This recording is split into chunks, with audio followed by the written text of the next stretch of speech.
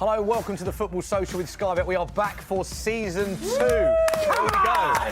And we've got a new and improved set. Look at the set that we've got. There we Lovely. go. I love that slow zoom out. Absolutely beautiful. Very dramatic. And what a lineup we have got. Firstly, to my right, a man that has won the Premier League on 5 different occasions. Of course, John O'Shea. John, great to have you on the show. How are you? Yeah, very good, very good. A little bit disappointed after losing to Hull yesterday, but apart from that, looking forward to seeing how Ole Gunnar Solskjaer and Mr. Lampard get on today. Yeah, coach at Reading now, of course. We'll talk about that in more detail later on the show. Alongside you, a man that we all know has been on many football socials, is Will Brazier, looking lovely with your new hair, Will. Really, really nice. I've had this for about 2 years, mate. It's a nice attention to detail today. Remind the viewers how they can get involved in the show, because it's an important part of the show today. Yes, use the hashtag #TheFootballSocial and get involved at SoccerAM, at Football Daily. Get your questions in for John and we'll ask the best ones. There we go. They are the details on our screen. And of course, to my left, Chris Hamill back on the show. Chris, how you been? Good to have you on. Very, very good, thank you, mate. Yeah, just business as usual. I just can't wait to get the Football Social underway. Well, we have, haven't we? David, you excited to be here, mate? Dave Jackson is our final person on the sofa. Yes. You will notice he's wearing an Arsenal shirt. New Arsenal shirt, Dave. That is lovely, isn't it? Is that freebie? Yeah, is that freebie? It was. Yeah, I knew it was a freebie. I knew it was a freebie. Go on, happy Dave? I'm over the moon, yes. First win under our belt. And we march on to hopefully Champions League football again. Yeah, OK, good result for Arsenal. John, just give us an insight. This is the opening weekend of the season. What's this like as a player? First weekend of the season. Yeah, you're buzzing for it, especially if you've got through the whole of pre-season, no injuries, you're fighting fit, you're excited by maybe new players coming into the squad. Not necessarily Chelsea with a transfer ban, but the younger players that have gone out on loan coming back in to make an impact. So really exciting, but there's nothing better. You've been itching watching the game starting Friday night, Liverpool playing, then Saturday. By the time Sunday comes round 4 o'clock, 4:30, you're really buzzing for it. Well, you mentioned the results there. Let's have a reminder of the results, because the Premier League season is back, which we're all very happy about. And there's a lot of goals that flew in as well. Liverpool kicked us off at Anfield on Friday night. That was Friday night football, beating Norwich 4-1. 4-0 up in that game as well.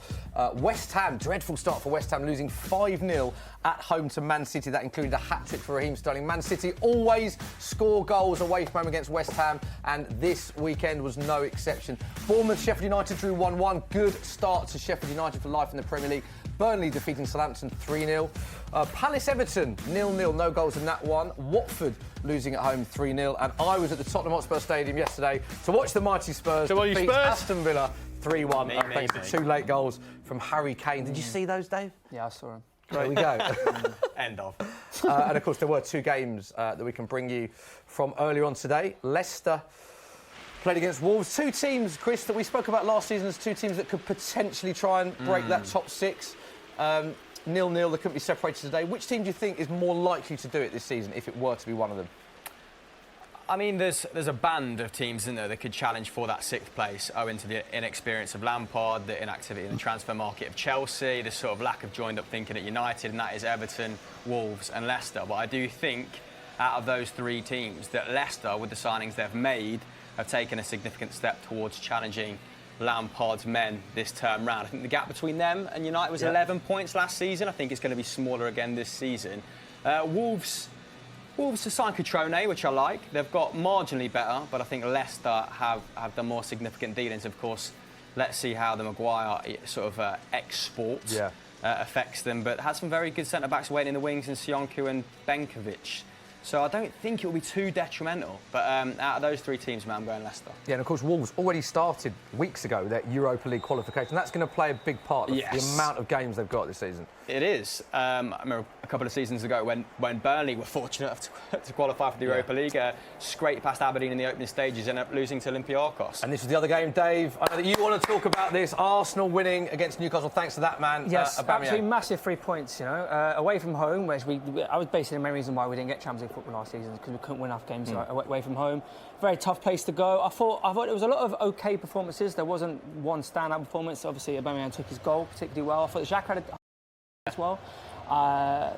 Pepe looked OK. You know, some big names on the bench today, wasn't there? There was. All 3 of our new signings actually managed to come on. Yeah.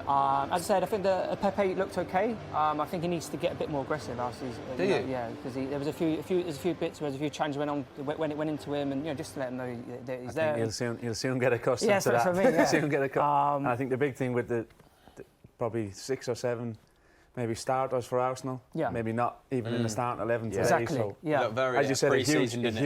Yeah, Huge away win from home. So yeah, very positive. All in all, very happy. OK, we'll end the Arsenal chat there, Dave, because our feature game is, of course, Man United against Chelsea. Ole Gunnar Solskjaer's men against Frank Lampard's. And this is how Man United line up. De Gea in goal. Wan-Bissaka, Lindelof, Maguire and Shaw. At the back line, McTominay and Pogba as a 2 in midfield. In behind, Pereira, Lingard, Martial, with Rashford up front. John O'Shea, your former club, Man United, what are your thoughts on their lineup for the first game of the season? Looking at that attacking 4, it's the speed, the hunger, you'd hope, the desire to impress the first day will be enough to get them over the line. But McTominay and Pogba are going to have a huge role to play.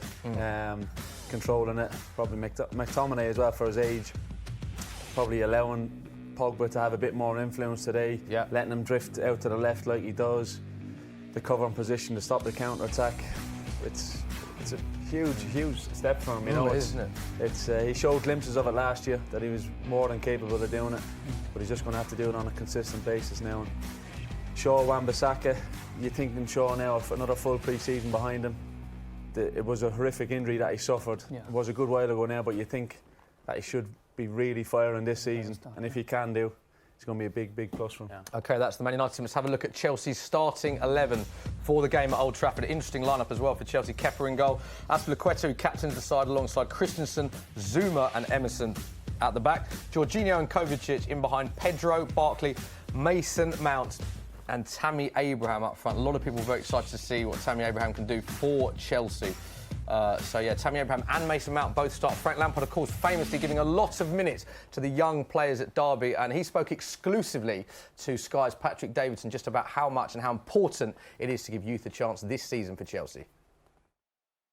I worked with young players last year at Derby and I loved it. I was that young player once, and they need to see that they have an opportunity to get into the team, and then the rest is up to them. So yeah, in a perfect world, they train well, they fit into the group well, which they all have already. The enthusiasm that young players bring to a squad is great to watch. There's nothing more that a Chelsea fan, and I'm a fan at heart, loves than seeing a young player come through that academy, come over here and go and play for Chelsea like it was the thing that they dreamed of as a young boy. Yeah, it's interesting hearing that, and off the back of that as well, Derby gave more minutes to players aged 21 and under than any other Championship team last season. Do you expect Mason Mount and Tammy Abraham, those players, to feature heavily under Lampard this season? Obviously, I would say maybe Mason Mount more so. You think? But we'll see with that. I think if Tammy Abraham gets off to a good start, he's gonna stay in there. But I think Lampard really has a shine for Mason Mount. He spoke, when you see him speak about him as well. Talks very highly of him, and I think we played Chelsea a couple of weeks ago in a pre-season game, and they went with a diamond in the second half when they kind of played their stronger team. So it'll be interesting to see how he does go with it today. Do you expect Tammy Abraham to play a lot this season? We just saw a picture of the screen there. You can see these are the scenes now at Old Trafford prior to kick-off. Yeah, I mean, maybe play a lot, Chris? Maybe out of necessity. Of course, Giroud was their second top goal scorer last season on 13, and a 34-year-old Giroud, as useful as he is, coming off the bench, is a little bit pedestrian, a little bit predictable up front for top 6 defences, isn't he? So Tammy Abraham will be a bit more mobile, was very prolific inside the box for Villa, didn't do an awful lot outside of it. And he's just got to take his opportunity, like John said. And there's a few players, there's some very similar parallels with Manchester United starting lineup and Chelsea's, isn't there? In terms of players that have to grasp their opportunities, he's definitely one. But yeah, when Pulisic's at full fitness, he'll surely come back in on the left. Will Mason Mount and Barkley then be competing for that number 10 position? Still a lot of question marks. 31 goal involvement, Premier League high for him, for Eden Hazard last season. He's gone now, Dave. I mean, that is a massive hole to fill for Chelsea, isn't it? It is, and he was genuinely world class, and the fact they haven't been able to even get close to replacing him because of transfer ban. I know that fella's coming from Dortmund. I think they're really going to struggle. I think November, because I think Frank Lampard about to get the team going together like well, because he's about to motivate that team. But I think once they start playing like 1 or 2 games back to back, as in like when they're playing the Champions League and the league, I think they're really going to struggle. John, do you think this transfer ban in a way could be a blessing in disguise? Because Chelsea have so many young players, famously so many players out on loan. Surely now is the time they'll get their chance. You'd hope so. If that squad of say kind of reserve team squad. Yeah. We've Reading at the minute have benefited from it. Players that have come in on loan course. last season as well. But if they can't get involved this season, they really will be thinking, where does the future lie for them at the club? Will they need to keep going out on loan again?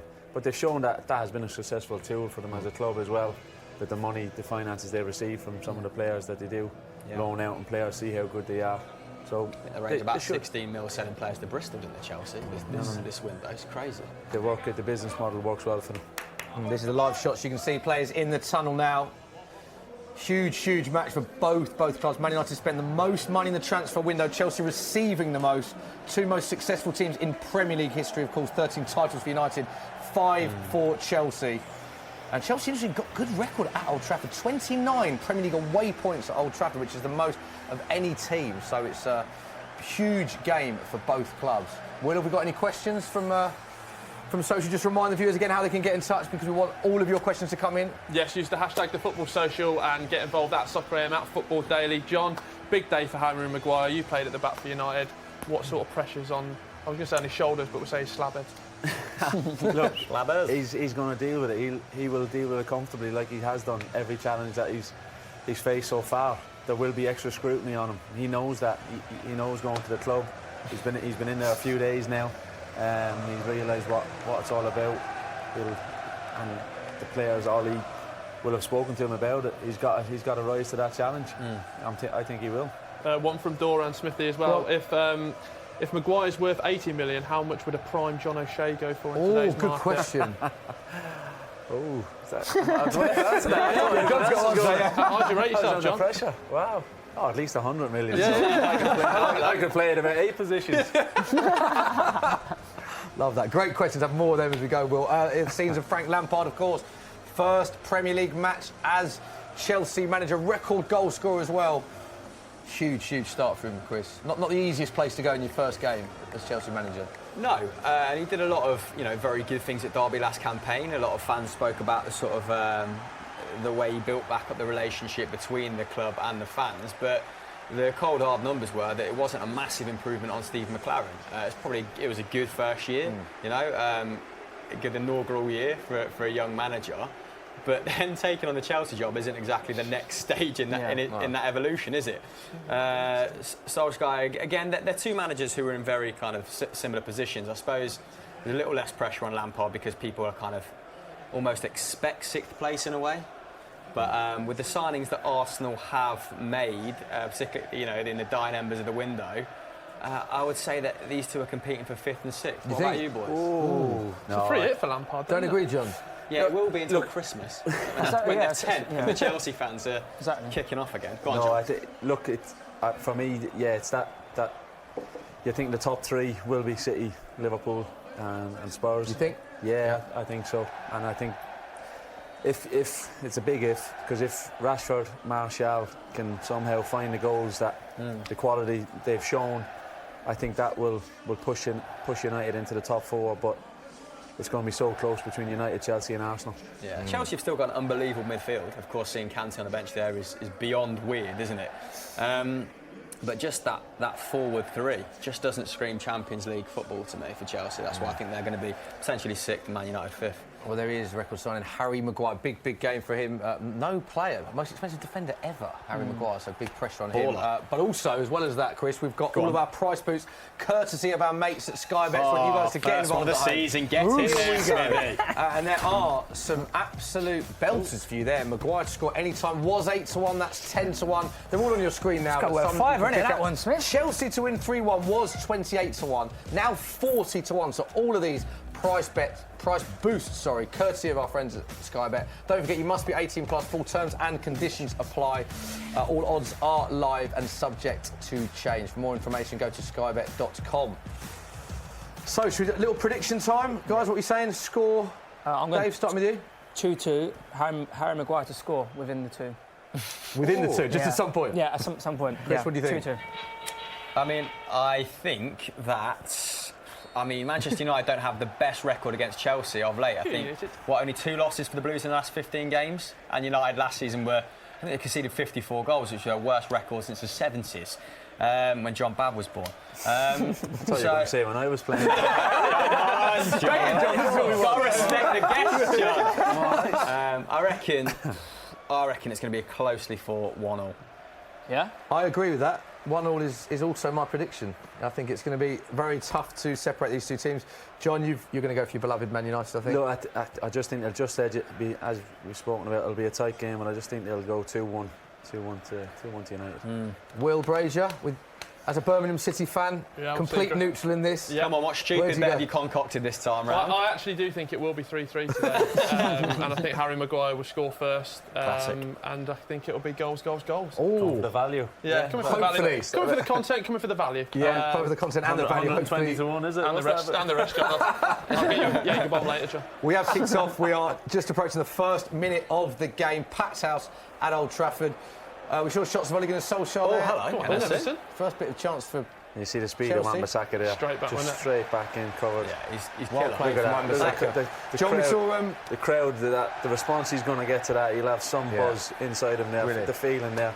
Great start from. I mean, I know Manchester United are getting a little bit of they've come under a bit of scrutiny because they've been the highest spending, team in the window, and they've not exactly plugged all those holes in the starting lineup, particularly on that, sort of right-hand side.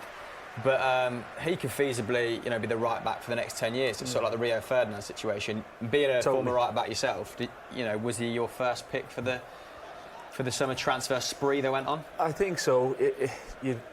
Just for the exact reason that you said, the longevity of it, the deal, the price will become maybe, hopefully, in 4 years' time, you'll be thinking, what a bargain. You know what I mean? Yeah. It's crazy to think that. Yeah. But if he does go on to produce and show the quality that he does possess and sustain it, that's the key to it. If he can sustain that and the team will keep improving, I think that's the big thing for all the signings. If they can help the team get better and better, get back into that top 4, I think it'll prove a fantastic signing. What about a few outgoings? I wanted to ask you about Romelu Lukaku. Lazy. So obviously net spend was okay at United because they sold Lukaku for 75, but on a cusp of the window closing, and they didn't bring in another centre forward. Do you think that's going to be costly in the next 6 months? Where we've spoken about.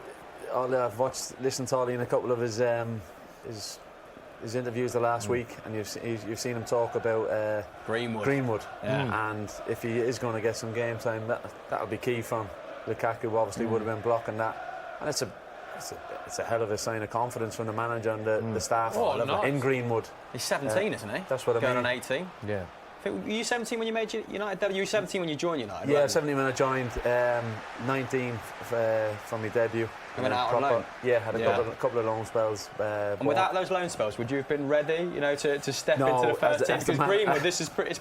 As the manager, Sir Alex used to say, I was a bit skin and bone, and I needed to get a few elbows and a few black eyes and stuff like that to be ready. And to be fair to me, he said that to me when I came back in. Then he said, "Oh look, thankfully I didn't get too many black eyes and broken noses, but no, I was ready then." And it was just not only chance for Chelsea! Off the post, Tammy Abraham. We are 3 minutes in. Big chance, right foot against the post.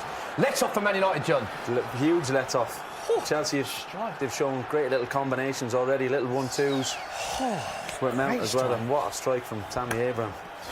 Outside the box as well. We're going to see a replay of this, and we're talking about Tammy Abraham. How important it is he gets such a good start? That would have been a massive start for him. It's inches wide off the woodwork. Just seeing De Gea obviously going full length for that. That's another signing from United that obviously getting him to commit long term. Yeah. It's a huge boost for them too. But you can see what that means for Frank Lampard. He knows, having played at Old Trafford, how important it is to take your chances there. Look, you'd probably say that's a half chance as well. Yeah. The distance it is, and what a clean connection too. Good start to the game. Good start. United down the attack. Pacey, isn't it? His quality too. Lindelof, he's really kind of stepped up to it. He has, hasn't he? Yeah. He's the last 4 or 5 months. Sure. John, going back to that point you made about Wan-Bissaka and when you joined United as a young age, we've seen Wan-Bissaka make a tackle, huge cheer goes up from the Old Trafford crowd. Harry Maguire heads the ball out, huge cheer again. What is that like when you made your debut as a defender and you get that first tackle in that first header, is that a big sort of confidence booster? Yeah, you get this Pogba there just in the wrong area. Paul, like, what a talent he is, but if he does that higher up the pitch, it'll make him. He has so much quality, it's scary, but he just sometimes does things in the wrong area. It must be so frustrating for the rest of the boys. But no, as we're talking about Wan-Bissaka and Maguire, like they'll have songs for them soon enough. They probably do already, and they'll hear that when the crowd, maybe there's a break for a free kick or something, they'll hear the crowd screaming their name. They have to get a huge adrenaline buzz from it, and it just makes you want to go on and have a good game. It's a bit of a general consensus that McTominay's a stopgap, and of course you took your opportunity in the United lineup when Rio was serving his ban, so he's kind of doing this out of necessity. Do you think that he can really establish himself now, and what has he got to do to prove to the United faithful that he is United quality? Because it's that consistency. Yeah. It's that consistency level. I think it was the PSG game maybe last year where everyone kind of really took notice of him. It was like, hold on a minute, he's got a great attitude, he's got great strength, he was getting up, closing the ball, breaking it down, passing it nice and simple, doing the dirty work kind of. And if he maintains that, look, what's a player like? You look at Kante, it's obviously very different. He's not reached Kante's level yet. But if you can get to that kind of scenario where you're releasing Pogba, letting Pogba release the passing ability, the skills that he has higher up the pitch, not back in your own half. Feels like when Carrick and sort of Fletcher are a little bit underappreciated as well. Obviously, you need these guys in your team. He's not quite the same passer as Michael Carrick. Not many people are, but that's the thing. And if you're a mix, if you're maybe a mixture of those two players, what a player you have in your hands. That's the thing, right? You need the players to free up your Paul Pogba's, right? Unless he's got the time and space, he can't be as effective as he can be, right? So yeah, but look, Paul's got to realise too. Here we go! What are you doing, Tony? That's a chance. In my dream That's a big team. chance. Thanks to Martial. He's just been handed the number 9 shirt.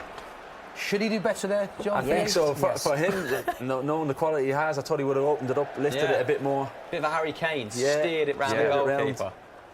But no, just showing replays of this now. I've made him my captain, and he's just straight to captain. That'll make Paul from Chelsea at the back. Just Zuma will get a bit more nervous By there. accident. One of those ones where you leave them and then you're like, okay. Just overhit it a bit.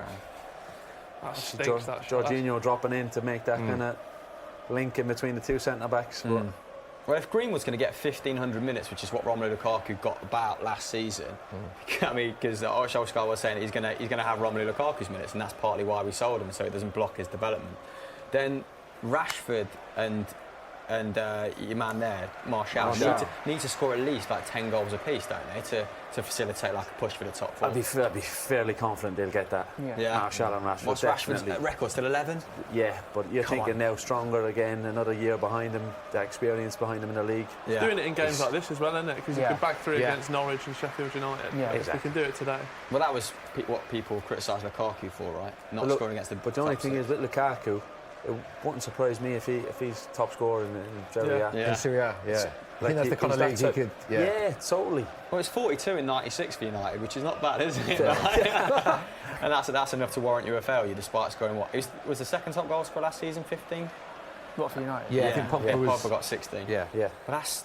Yeah, I mean, I think he probably bore the brunt of the fans not being happy quite a lot of the time. Just you see again, Paul, just a little bit loose. With the quality he has, he shouldn't be getting that pass wrong. Yeah. Big chance today as well for Pereira as well. Yeah. Just looking at. I thought you were looking at that suspect lid there. A little bit. Those blonde highlights. Not sure about that. Oh, they've crept in a bit more this season, haven't they? I think there's a couple in every team. I think the hairdressers are doing good. I think. You know when people do like those career maps of Steven Gerrard's, like career haircut, and it's all the same. that was surely the same with John O'Shea, wasn't it? It pretty much was. Pretty much was. You knew what haircut you were getting with John O'Shea, didn't you? A bit less hair each one. Two back inside. Another chance for Chelsea. The ball whipped across the box. No one there. It's still in possession with Chelsea at the edge of the box. Pedro has it. That's a lovely pass that. Again. Good John, a little bit concerned with the way United are at the back. I mean, I know it's a new back line that takes time, but... No, but totally. They've been far too open. a couple of times here as well. Only 9 minutes into the game as well. Very, very Lindelof just wow. Tammy should be a bit more. And even Wan-Bissaka should go across again when he sees Lindelof going across into the space where Maguire was. Just cover across again. Man United famously changed their back line, changed their back four so many times last season. Now that they have spent well in that area, if everyone is fit for you, who are the starting four? Today's starting four because I think they're the ones that can grow together. To be fair to Chrissy Smalling, when he gets it together, Chrissy's a brilliant defender. Telling you, I've witnessed it myself. He's a top defender. And if Phil had to maintain Phil Jones, too many injuries. And if he can keep himself fit and challenging, he'll keep the boys on their toes, and that's what you want, the competition. Competition for places. But I think that back four will be the starting back four constantly. 10 minutes gone, 68% possession for Chelsea at Old Trafford. So they've started very well. Two chances. Ollie'll be a little bit worried. Yeah. Some of the chances, the space, that especially Tammy Abraham. Just a couple of. Looking sharp so far. Pedro on the ball now.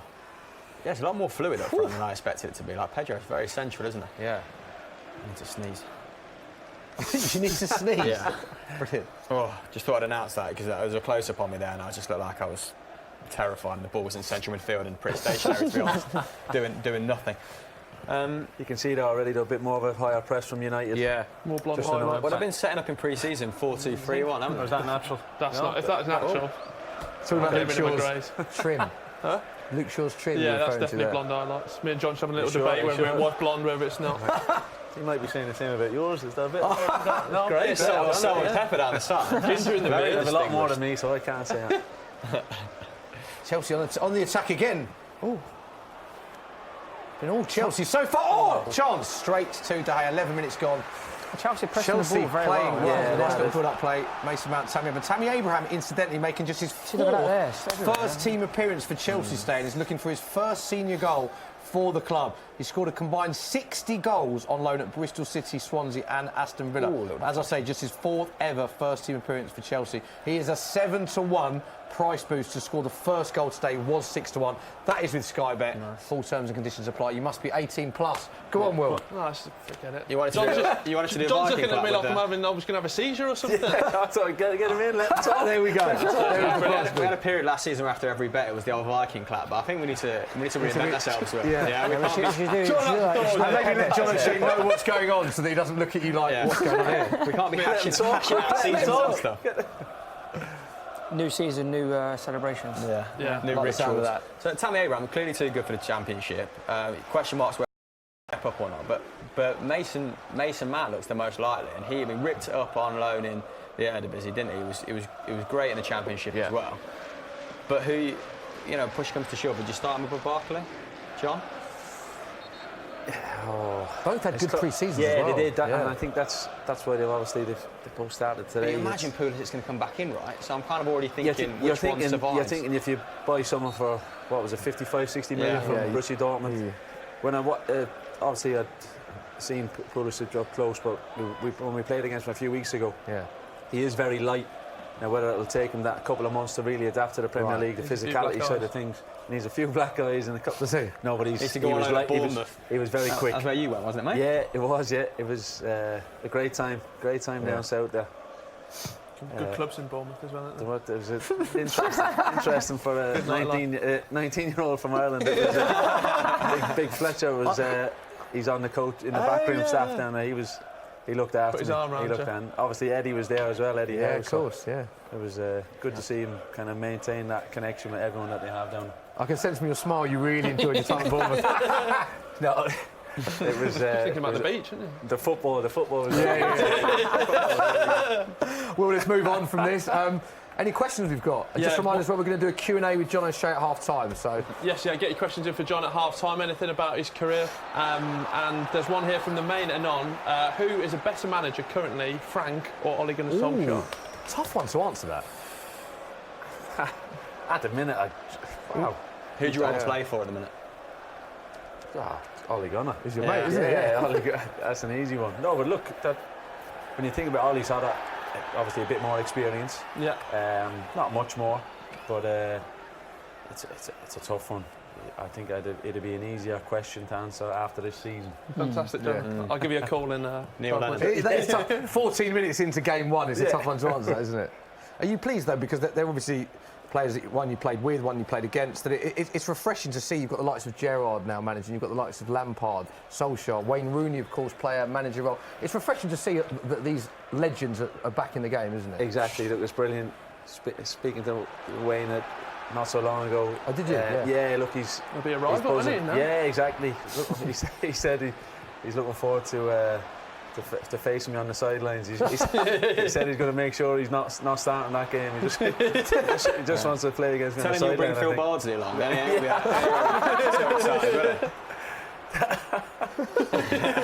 He claims that was edited, but Love that. How do you think Wayne will do as a coach? Look, more than capable of doing it. Yeah. He really wants to get into the management side of it further down the line too. Because he used to always joke that he was picking the team with Sir Alex, going back those few years ago too. But he thought he was. I think Sir Alex just used to extremely surprised. Keep him nice and happy. Pretend he's picking the team. But no, look, he is intelligent. Football intelligence is very sharp. He's going to be. Sorry, that's foul. Play on for United. Half chance for United. Rashford. That's a penalty. Penalty. You said straight away that was a penalty. What an advantage. Well played, Got to pick the referee. ref up here because that was brilliant. He deserves a little ripple for that. That is so good at the end of last campaign. And you said straight away, John, penalty. If you've no doubt in your mind this is a penalty. No doubt, because even from they're going to have a check. And of course, VAR in for the Premier League this season, so they go to it's VAR. clear. They don't need VAR for this today. That is a stone wall pen. That's the Everton in him there. And even from the little pass Zuma made earlier, you could tell maybe a few nerves starting. He did look shaky, didn't he? And then playing that pass across for Martial's chance earlier. David Luiz will enjoy that. He wasn't best pleased about it. It was very much Zuma and Christensen at the end of pre-season. Apparently that was that was the motivation to him leaving. I mean, Zuma was brilliant. I think Everton conceded under 3 goals in like the last 8 Premier League games at the end of last campaign. But I think when you see Jose Mourinho talking about Zuma as well, when he's talked about the transfer ban, he spoke very highly of him too. So he does have a lot of ability, but. Was the last one he took the PSG? It is Marcus Rashford stepping up. He's scored his last 3, including a massive penalty against PSG. PSG was the first penalty. They must have taken a couple since then. Of course it was. Yeah, he scored his last 3, and he's stepping up. Big penalty. Very straight. 17 minutes in. John, too straight. They were up too straight. John O'Shea. He's going to just step to the side. Does he score? Yes or no, John? Yeah, he scores. He's too straight, John. No, watch. There you go. Opens to the side. John O'Shea says goal. Oh, what a penalty that is. Marcus Rashford 1. Chelsea 0 from the penalty spot. Man United take the lead. And we'll come to United fans. There must be some very happy United fans on the stream. We'll come to you very shortly, Will. Quality. But Dave, what a penalty that was. A very good penalty. I hate Man United. I'm sorry. That was all nicey. The thing about Dave is, as you ease him into the show, he says what he thinks more and more. To be fair, it's come against a. What a pen that's Frank Lampard. On a play. United got the most penalties in the Premier League last season on 12. And you always know it's a good penalty when the keeper goes the right way and doesn't even get a hand to it. That's a fantastic pen. And there he's Ole Gunnar Solskjaer. But still conceded 54 the two goals, managers as well. They've gone for a bit of the designer stubble. Did you notice that on the two managers? Oh, wait, you're talking about the old shadow there. That's you've got shape there. That's lovely. There we go, little close up of the John. There you go. There you go. Like a Ken doll. I need to put it up there. No, big start that, especially for Rashford too. When you're thinking pressure on Martial as well. Yeah. It's disappointing. You're talking about. You said what they're needing 10 goals plus a piece. Yeah. I think they're definitely going to do that too. And you can hear what it's doing to the crowd as well. It's just lifted the crowd because Chelsea were the best team up to that point. Abraham, the shot against the post, and then probably 2 yards away from having a tap in. Lampard would have been thinking 15 minutes in, very comfortable, very happy with the start. And United's record when they go up at Old Trafford is absolutely ridiculous, isn't it? I don't think they've lost since like the early 80s after going and 1-0 up. So I think I defy the odds, Chelsea, if we want to get back into this. What's it like when it's like all on your side at Old Trafford? They're all behind you. It's like, Hey, look, like most stadiums, it's what you want, but with the way the stadium's set up, it's really buzzing, it's really rocking, and obviously a Super Sunday game. One of the big teams, big six teams, as they like to say now. It's where you want to be. Yeah. Simple as that. It's where you want to be. What was your favourite fixture when you're at United against Liverpool? Yeah, but it was. But at the time, then obviously there was the games with Chelsea, the team Arsenal. Yeah. Man United Arsenal was a huge fixture then, wasn't it? Yeah, it was, because obviously the Invincibles, the challenges, the faces, the test that we had against them. Mourinho coming in. Yeah. Another chance for United. Slowhead. Just couldn't get his feet adjusted quick enough. Normally, as we've seen in the clips just beforehand, now Maguire's very comfortable. Yeah, very good passer. Yeah. So if you could relive one moment, John, the chip against Almunia or the last minute winner against Liverpool? Oh, look, it has to be the win against Liverpool, just for the fact of what it meant in the season too, going on and obviously winning the league as well. You won the league, yeah. And I always remember because Wayne he got taken off in that game with I think he had a bad gash on his ankle or his foot, and he was in the dressing room. But obviously when he heard there was a goal and he knew there wasn't that much of a loud roar, he thought obviously, that's a United goal. So he's come hobbling up the stairs and he's seen myself and Rio running back down towards the United fans. Suddenly the injuries are right. So Harry Kane last year in Amsterdam when he wasn't playing, he's running on the pitch. Everyone wondered what he was fit. Did he make that substitution? Did he pick the substitution? As he was picking a team, did he attack again here. Go on then, Martial. Chance. so predictable. He's really... Is that offside? Really up and up since United scored. Wow. I don't know if he knows how close he's coming to being taken out of my fantasy football team here. Yeah, have a word, mate. Oh, mate. Jeff Shrew used to have a little word in his ear. Martial. Martial, where's the decisiveness? I went Kane, Come captain. Did you? Yeah. Fantastic. I've had a good week. How many points are we talking? 86. Oh, that is a good week. It's It's a showboating week. Fantasy, not reality. No, that's cool. We'll chat offline. That's some fantastic Christensen skills. with a bit of an elbow to the head there. He's currently down. Not intentional from Pogba, but they are. Have you having a look at that? Got a pause. I don't think they're having a look at that. No, I think they're just, because it's a head injury, they're just making sure he's all right. He's got the ice pack on his head. So with the break in play, Will, let's come to you in Social Corner. Got any questions? Yeah, question for the panel. Obviously, we were talking about our top fours earlier, but do we think it's almost said and done that Manchester City are going to be the winners of the Premier League? Has anyone got any spicy hot takes? Yeah. I think definitely. Do you know what I find incredible is that I do think Man City will win the league, but we've had this debate on a few shows that we've done and features on Sky this season. Almost everyone thinks Man City.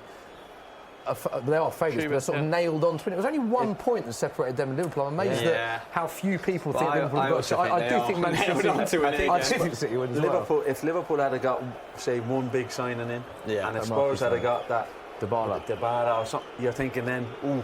Do you think if Spurs had signed Dybala, that would have been the difference with them being genuine title contenders then? It was that important. You'd have been a lot close to second. That's the truth. It's probably the truth, but I think the fact of the whole kind of football world taking a lot more notice then kind of would have gave Spurs, not as if they needed more confidence. They've got to the Champions League final. They've shown what they've done when they haven't signed any players, what they're capable of doing. Now they've signed a couple of quality players. Oh, risky. The reason. Lovely part. In our comments, Liverpool fans are obviously livid when we kind of say it. Does well. Here we go on the break. Come on, Jess. That's the weight. Hello. That's the weight. Spread. Lovely play. Jesse needs a big season too as I well. agree. Yeah. He's looked sharp in pre-season, hasn't he? Go on, Wan-Bissaka. Wan-Bissaka down the right. He's nifty feet. A lot of blue shirts. Any surrounding danger of anyone helping him out? Yeah, a lot of blue shirts around him. They know he doesn't need Still it. alive though. Oh, that is. You hope Frantic here in the box. The keeper catches that. You'll be worried if you see that, don't you? Yeah, the reason Liverpool fans get so annoyed with us in our comment section when we say quite confident we think Manchester City are going to win the league again.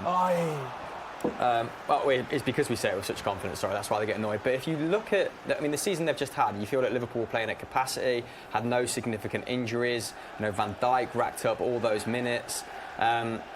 Whereas Manchester City, Kevin De Bruyne played 950 minutes, arguably the most influential player of the campaign before.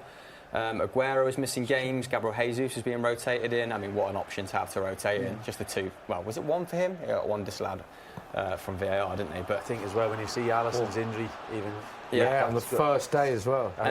And they've just strengthened. Like Cancelo can play. Oh, Cancelo's like the perfect Pep fullback. He's not great at defending, but you don't have to be if you've got three really competent defenders and Rodrigo in front of you. He can play left back. Pogba appealing for a free kick not given. Yeah, so they've just strengthened in meaningful areas, whereas Liverpool made some great investments last year, and if you're the owners, you're well within your rights to say we're not going to spend another 150 million. But I do think Liverpool's second as a result. Yeah. The only time City looked slightly fragile was when Fernandinho was injured, wasn't it? But that Rodrigo signing, that papers up that. I think you'll probably see Fernandinho playing a bit more central defence this year for some of the games. I just have a feeling because of that, as you said. Yeah. Rodri coming in. Yeah. Rodri. Yeah, it is Rodri. Yeah, I called him Rodrigo. Good spot. I was thinking Rodri. Yeah. No, I think it's Rodri anyway. It's two new signings, mate. Rodrigo's the forward for Real Madrid, but so that's hopefully he's not playing. I actually think his full name is Rodrigo, but he's known as Rodri. Right. Okay. I think that is the case. Might be the. Either way, he's a top player. I'm helping you out. Yeah. Either way, he's a top player. And City always seem to they always strengthen even when they're at their best. They just buy one or two players that just improve their squad. That's and he, that's as United did when you were there. That was always the key to keeping everyone on their toes, to keeping the quality in the training. Yeah, but they signed players who were just like perfect for Pep's system. Like so, Rodri, I think at Atleti was racking up 60, 70 passes a game, like never 96% pass sack in his first game. I don't think he misplaces a ball. They've just signed like the right players as well who can make an impact now. And Liverpool, unfortunately, have signed two youngsters. Well, not unfortunately, they're going to be great for the future. Like Harvey Ellis, 16, isn't he? Yeah, he's not going to play. But not players who. Although they've got the Ox coming back, probably a bit more to come from Naby Keita. I think that's what Naby Keita, Chamberlain, and Lallana. I think they're the kind of three. I think Lallana's injured again. Oh, really? Hopefully wrong, but I think I did hear. John, what's it like when you're talking about players and having strength and depth in the squad? As a player, when you're in that Man United team, there are similarities to this Man City team in terms of the strength and depth that you have in that squad. When a player comes in that plays in a position that you're playing, honestly, are you thinking this is great, or are you thinking, do you know what, this is going to be even harder to get in the team now? Yeah, bit of both. It's a bit of both, but ultimately you're thinking, right, there's a challenge here. Yeah. And I think that when you see the training games that we used to have, like they were incredible. As intense as you'd expect with Roy Keane and Scalzi and everyone in. I wish the cameras were there for them. Really? I wish they were there for them as well. But that's what you want. The manager knew then. Yeah. Everton was taken care of for the weekend, and he knew he could see that intensity, and Everton took care of itself generally, not all the time, but generally at the weekend. Who actually brought? So would that be the players trying to push each other, or would that be the manager saying, no, this is the standard I expect? You know what I mean? Because it was both. It was both. Because you knew the manager would be clever enough to pick a certain team, and everyone would think, well, that's it. He thinks that's what he's going to go for on Wednesday or Saturday, whatever the case may be. So next thing the game is starting, I'll show you. Is that what's missing a bit now, with a bit of accountability? It is, but look, they've signed some younger, and you look at Daniel James, Wan-Bissaka. Yeah. Give him a bit more time. I think that's what everyone's kind of looking for. Even Lampard saying it as well. They know, look, the inside the dressing room at the start of the season, they will have been talking about, look, we want to win the league. Yeah, of course we want to win the league, but realistically, they've got to win the top four. Get themselves back in the top four. When a new signing came in, I bet you were like, good luck, mate. I play 8 positions, so have some of that. That was clever, wasn't it? The versatility. So you signed one player, you move another position. Say, when did you decide that, not... Obviously, you were just kind of plugging holes. I'm guessing, the manager, you do, at Fergie's discretion. But did it ever kind of bother you that you were just rotated around a pitch? No. Well, look, that was one of the things when I joined Man United. The first year I joined, they won the treble. And you're kind of thinking... Down to you, that as well, wasn't it? Yeah, all my influence from the youth team. Waving over at the lads. There's this guy in the youth team that can play 8 positions. We better win the treble here. No one's saying. But again, he's not getting any But joy did you want to... Obviously, we played right back, central midfield kind of predominantly. Did you...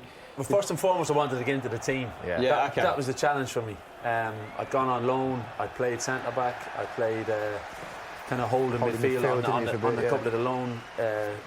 games and stuff like that. So the manager had seen me in those positions, but then I break into the team really at left back. So it was was nuts really. Yeah. And if you had told me that when I joined United, I would have been like, I'm getting in a left back. No chance. But that was the youth team coach, Dave Williams at the time, had said to me, look, we need to improve your left foot. And we worked on it for a whole season type of thing. And next thing you know, 3 years later, we're winning the league, and I played most of the season left back, So it was nuts, and it was just the manager could trust me to do a job, and that's what I was able to do. Certain seasons, whether it be I played a lot right back, I didn't really change a lot, and then I played a lot holding midfield. Oh no! Oh, it's a little bit too Chance against United. Lingard, slot him in, slide him in. Lays it off to Pogba. Oh! He just knows he's in your fantasy team. He's not going to produce for you. I know. You're putting the pressure Not on. for lack of trying, though, is it? What's going on there? So you played a variety of positions, but you got a run, an extended run in the same just position. say the season we'd won the league, but we lost to Barcelona in Rome in the Champions League. I played nearly the whole of the season right back. Yeah. The year before that, Wes had played right back, and we beat Chelsea in the final. Type of thing. The manager kind of, if you'd got a full pre-season and you started the season well, whatever kind of team, generally, not all the time, but he's certainly stuck to a lot of that team. Yeah, I'm guessing not many people would have. Oh, chance for Chelsea! What are you doing? Have a pop there. Is that Mason Mount? Making there was Young McTominay questionable. Mason Mount, nice touch, but McTominay just got away with that as well. Just gone through his legs on the. That's guff, that, isn't it? He thought he was going to cut it out. it's a big chance. Nice ball from Barkley. Oh dear, Scott, that does not look good, does it, mate? Oh, Mason Mount. Not Looking sure like what he's he was going to looking shoot. for. That's behind. Another chance. Oh.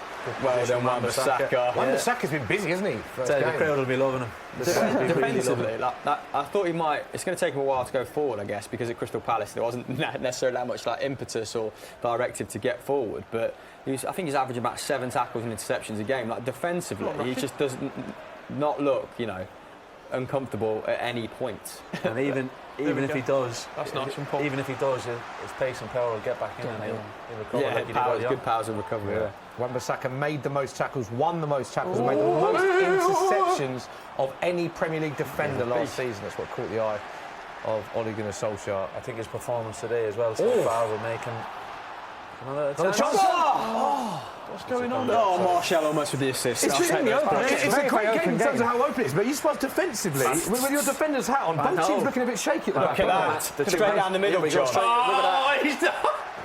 They'll be up now It's again. very open, this game, isn't it? Oh, poor decision-making. Final third from Chelsea. That doesn't happen with John Looks like it.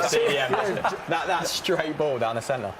No, look, I think the two managers will be hoping to get a little bit. Look at What's that? Paul. He's not.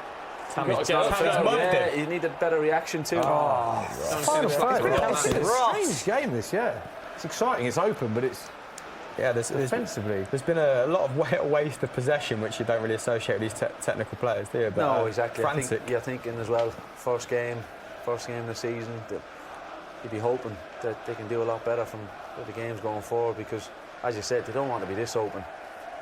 Yeah, that's. I mean, Scott McTominay's You're going to get punished. You're going to get punished. That's How, what we spoke about at the start of the show with McTominay, the responsibility of having Paul Pogba alongside you. Yeah. You're going to really need to stay in that central area. Do not vacate it, because Pogba will have the licence to roam and create. What do you make of Fred? But look, Do you think he's going to get back into the team? Oh, price boost on your screen now. Oh, Chris, hello. sorry to interrupt. Rashford to score a brace. Please do. Was 11-4. It's now 10-3. Go on, Dave. There we go. Leave it. Grow up, Go on. I like you. You have to be 18 plus. Full terms and conditions apply. All odds are live and subject to change, remember. So there is an interesting price boost for Rashford. And interestingly, on that, since making his Premier League debut, which was in February 2016, John, no Manchester United player has more goals in the competition than Marcus Rashford. That is equal with Lukaku. So does score goals for Man United, Marcus Rashford. but he also shows that There's been no other prolific they goal haven't really had enough of a competition and a high number that they've been reaching at the end of the season. So hopefully that'll change this season. Smithy, have we got a quiz today? Oh, do you know what? He's off. Hello. He's off. It's a goal, it's in the back of the net, but we have a feeling that we ruled offside. It has been. Marcus Rashford, lovely finish. Interesting you mentioned the quiz. Go on, you do the... On this, they are checking this. Rashford, the ball is in the back of the net. 34 minutes gone. Rashford has the ball in the back of the net. Looks like it's offside. Or is he going to give a free? But they are all... I think they're looking at... Kovacic. They're not looking at straight red for that, Straight red, surely. I think they're looking at where the ball's come off, though, to see if it's offside or they're not. Because if it comes off It's not red, Kovacic... is it? No. No, they're looking at whether it's offside because of who it's had the last... That's what they're looking at. Keep up, Dave. Honestly, mate. So Embarrassing Kovacic, yourself. hence why it's going to VAR. So Kovacic, just to confirm, has gone in with a tackle. He is offside. The goal doesn't stand. That's what they were looking at for VAR. Without, you can't. There's no screen at United, is there? This is one of the only grounds that you don't know what's going on. Just 4 yards offside. Is that Tony again? No, that's Rashford. And we're straight down the other end with Chelsea. Go on. End to end. Back of the Chelsea. Ross! John, what is going on with the defending today? Talk to them. The whole midfield. Any dangerous guys plugging us into the game? I've got a John O'Shea related quiz. Right, we do every episode. Well, not every episode because we forget the consistency hasn't been there. So the fifth most highly decorated. I mean, probably not. Highly decorated Irishman of all time in terms of trophy haul. So name the other four. Roy Keane. Ding, ding, ding. Dennis Irwin. Ding, ding, ding. The next two, I'll let you know. So go on, just repeat that. Robbie Keane. Let them fester. Liam Brady. Less of it. You've just told him. We didn't. You're just going great. Go on, repeat the quiz, Chris. John O'Shea is the fifth highest decorated Irish footballer in terms of domestic silverware. Yeah. Maybe not including the Irish League and so on and so forth, or we'll asterisk it with that. Who are the other four? We've had Dennis Irwin, we've had Roy Keane, and that's two of them. Yeah. Robbie Keane. Stephen Carr. Good question. Stephen Carr played for Blues, and I love Stephen Carr, but he's definitely not. No, there's going to be some from back in the day, surely there's going to be. Well, keep going, gentlemen. Get involved, Will. Get involved. Using the hashtag the football social. Is there a former Liverpool player? Famous Irishman. I'm not going to give out any clues, okay? Because you've already got two annoyingly quick. Ray Houghton? No, good guess though. Ooh. Kurt Zoom's just got in the book. Ronnie Whelan? Yes. Yeah. Ronnie Whelan. John, you're really rubbing me up the wrong way, mate, over there. Respect the quiz, please. I won't help them anymore. It's a good quiz. Apologies. Glenn Whelan? Glenn Whelan. Is he Irish? He is. Fantastic. Glenn Whelan, mate. He's the Irish Yazzie. Exactly. Captained Ireland at Euro 2016, didn't you, John? Was that the same season as Sunderland went down? Mixed emotions, that it? I've upset man. You said Ronnie Whelan. Ronnie Whelan. Welcome to the Football Social. The next quiz comes in. Great to have you on the show, John. So relegation. We won't be whispering any answers, yes, moving forward, will we? But I won't whisper anymore. No, go on. They've gave up on it. Can we just confirm? I think we're still waiting for the fourth person. So there are four people You've got that are Whelan, decorated. you've got Irwin, you've got Keane, yeah. Yeah, so there's one other person. What about that When you relegation? say decorate, what are we talking about? Is it like a trophies or what? Oh, no, he's been, No, because It's not a paint to decorate.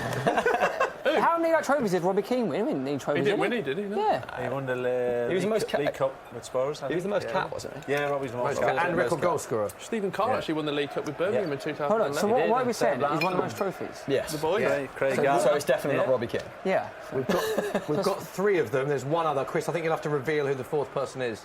Damien Duff. Liam Brady. Damien Duff. No. Begins with H.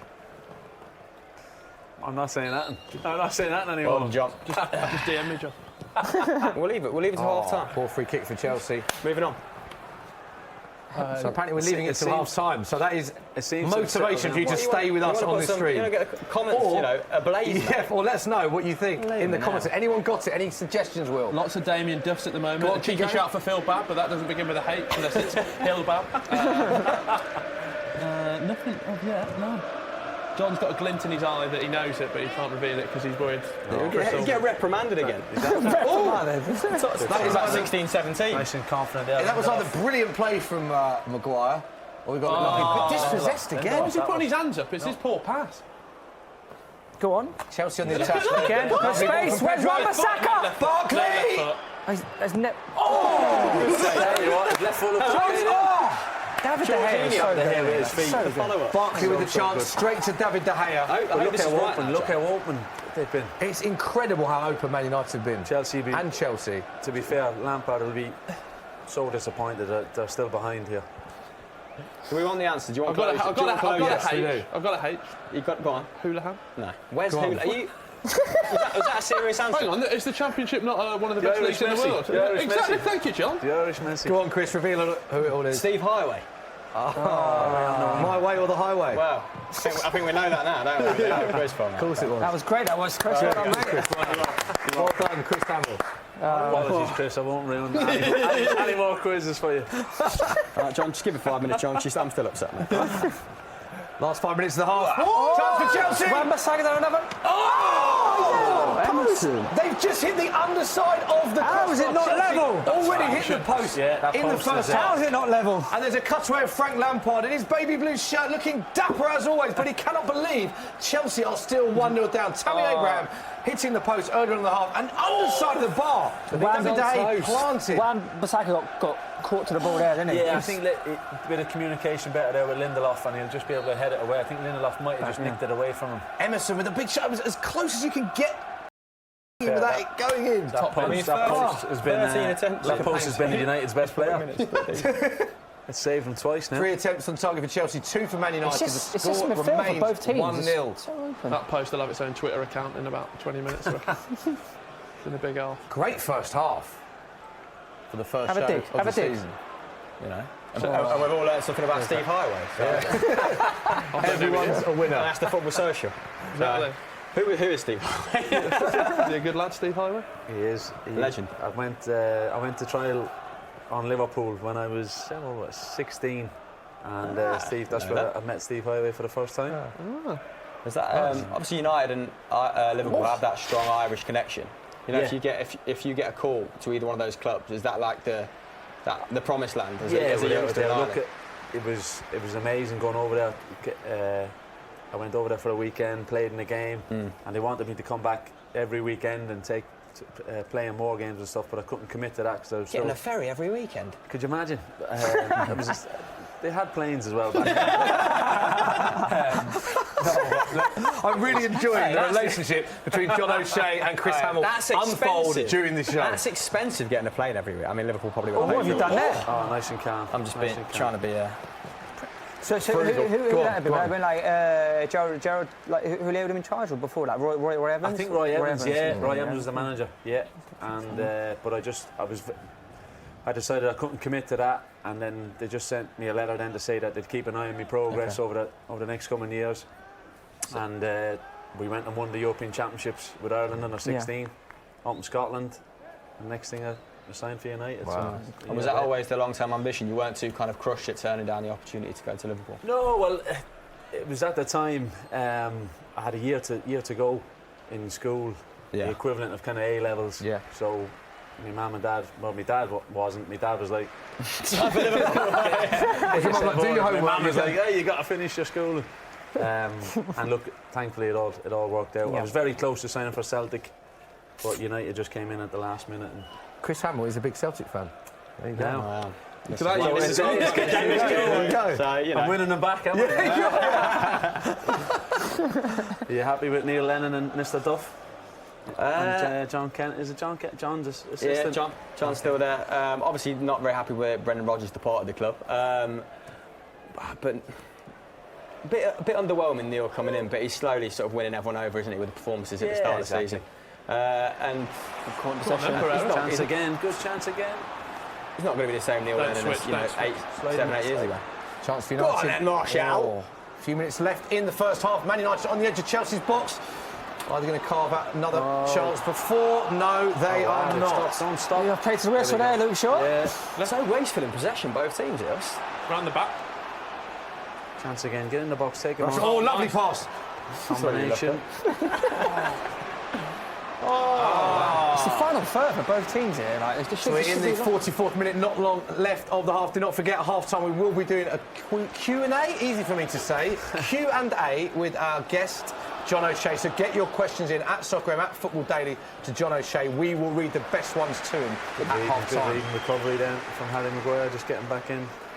Despite the scoreline, just settle it down a bit just before half-time, because it has been a bit... This will be a stat. This will be a stat that'll be music to your ears, John. Man United have lost none of their last 132 home league games when scoring first, since Liverpool won 4-1 in March 2009. Chelsea currently 8-1 to end that run of United's and come away with a win today. That is with Sky Bet. Don't forget, it must be 18 plus. So good stat. You like that sound of that? Well, I like the sound of it. But You know, on the flip side, if you're losing at half-time at Old Trafford, what was the general reception from Fergie? oh, it wasn't. Especially if you made a mistake just before half-time. Oh. Because that was fresh. Now, in this time now, yeah. Just as he's about to walk in, You go to the toilet. it's fresh. It's fresh in his mind, and you're getting it. You're the first, no matter what, even if you've had the best game of your life, if you just made a mistake and we're losing just before half-time. What we're talking, like, in your grill, like... Close enough, yeah. Yeah. Close enough, yeah. John, also, as good as that stat was, I have been reliably informed that the last time that was broken, when Liverpool won 4-1, you actually started that game. Yeah, I know. That's what I did. I was told to say that. Don't worry, I was going to say it, and then I thought, You did that. And then we'll talk about the relegation after that. Right. I'm thinking, has the injury time been put? Here we go. Despite the 2 scoreline, minutes injury I time don't has think just Chelsea gone up. be too like annoyed with the way Yes, they Because of the way they played. They played really well, Chelsea. One Zuma mistake. Yeah, Lampard's not. Isn't this not going to be too damaging? You know, if it stays at the very end and they keep performing to this level, I think Chelsea fans will probably might have won a few doubters over. They've controlled the game. Especially he's going in there at half-time. You can't really be too upset. Yeah. Obviously, stop hitting the post. Put it in the corner. No, look, they have played well. They've probably, I know they're behind, but they've probably played the better stuff at times. Has Mason Mount sitting a little bit more now? Looking alongside Jorginho, do you think they've changed shape a little bit? Maybe like push he was Barkley up a bit more. Look at him there. Oh! Oh no, sorry, I'm looking at up. Kovacic, 17. Yeah, I'm looking at Kovacic. So that was When we completely wrong. played him Absolute fabrication. in pre-season, it We was don't do it anymore, mate. Jorginho was dropping in, mainly in that bottom of the diamond. Right. Kovacic was to the right-hand side. Yeah. Trying to remember now. Was it Mount to the left? Yeah, Mount's 19. And then Barkley or Pedro at the top. They'd switched it up in behind Abraham. They've got good options on the bench, haven't they, to like completely change it. I mean, being banned from a transfer window but still signing Kovacic and Pulisic isn't too bad, is it? No, exactly. There's still strength in the team, but just not in that centre forward area. Where's Surely the Batshuayi? last chance of the half now. He's still at the club. He's not even on the bench. That's right. Batshuayi. They've just not fancied him at any point after buying him. Was it from Marseille? Keeper's got to be strong here. Nice and solid. Good hands from David De Gea. Surely that is going to be He the needs a good, half-time whistle we expect. He needs a good solid start to the season, doesn't he, after the end of... Yeah, I think that was just a bit of everything, wasn't it? After the run that they'd gone on when Solskjaer had come in, when Ole had come in. The next thing, was it the last maybe 12 games? Yeah, or he went something. Obviously there was a bit of a dip, and he, as you said, did affect him. There is the half-time whistle. It is Manchester United 1, Chelsea 0 at the halfway stage, courtesy of that Marcus Rashford penalty after Kurt Zuma gave it away. These are the scenes. Tammy Abraham looks a bit gutted with that shot, and Emerson as well. Both players having shots that have hit off the woodwork. Frank Lampard's face. He looked dejected when he saw that, both of them, and it's been quite a good half for Chelsea in a weird kind of way. They've played well, just haven't scored. Exactly, they have done, and I think Solskjaer as well getting in there will be talking about the gaps in the middle there, not just the midfield but the defence at times. Just when Chelsea were countering, you just need to make sure, Scott McTominay especially, just make sure you're in that position. It's so key, especially, you know, Pogba's going to get forward, the licence other players have, Lingard, Pereira, they're going to really join in. So Not seen an awful lot of Pereira. no. And there's the man That was walking clear. down That the was clear tunnel, cut. Marcus Rashford, who made the difference. No doubt it was a penalty. Stonewall penalty. Zuma on Rashford. Rashford slotted it away, so it is 1-0 to Man United at the halfway stage. You were a bit worried about the run-up at the start, weren't you? You were a bit worried about the run-up. It was too straight. What's a pen? Every time Side Henrik netting. Larsson used to take a penalty, he's dead straight, and my dad would be like, he's going to miss this. He's going to miss this. He's too straight. We'll give you some match stats as well from the first half. Here they are. The one that matters is, of course, the one at the top for Man United fans. It is 1-0. Only one booking.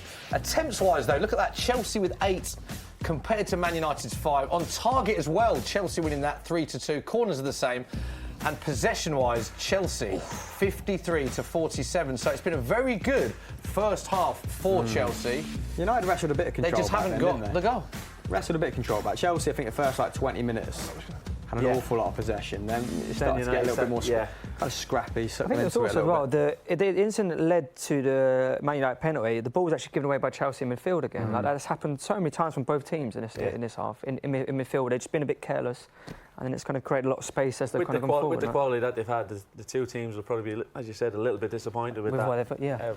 At sloppy at times, but for United to go in 1-0 at half-time, first game at home. Over the moon, huge, big Who are you lift. most impressed with from United's point of view there, performance? Wan-Bissaka. Yeah, impressed the me a lot. standout player for you. Yeah, he impressed me a lot. His recovery, his positioning. There was one time there he probably, when Everton got that chance, he probably just went in a bit too far. Yeah. So, But if he had spoke to Lindelof, he would have been able to clear it away.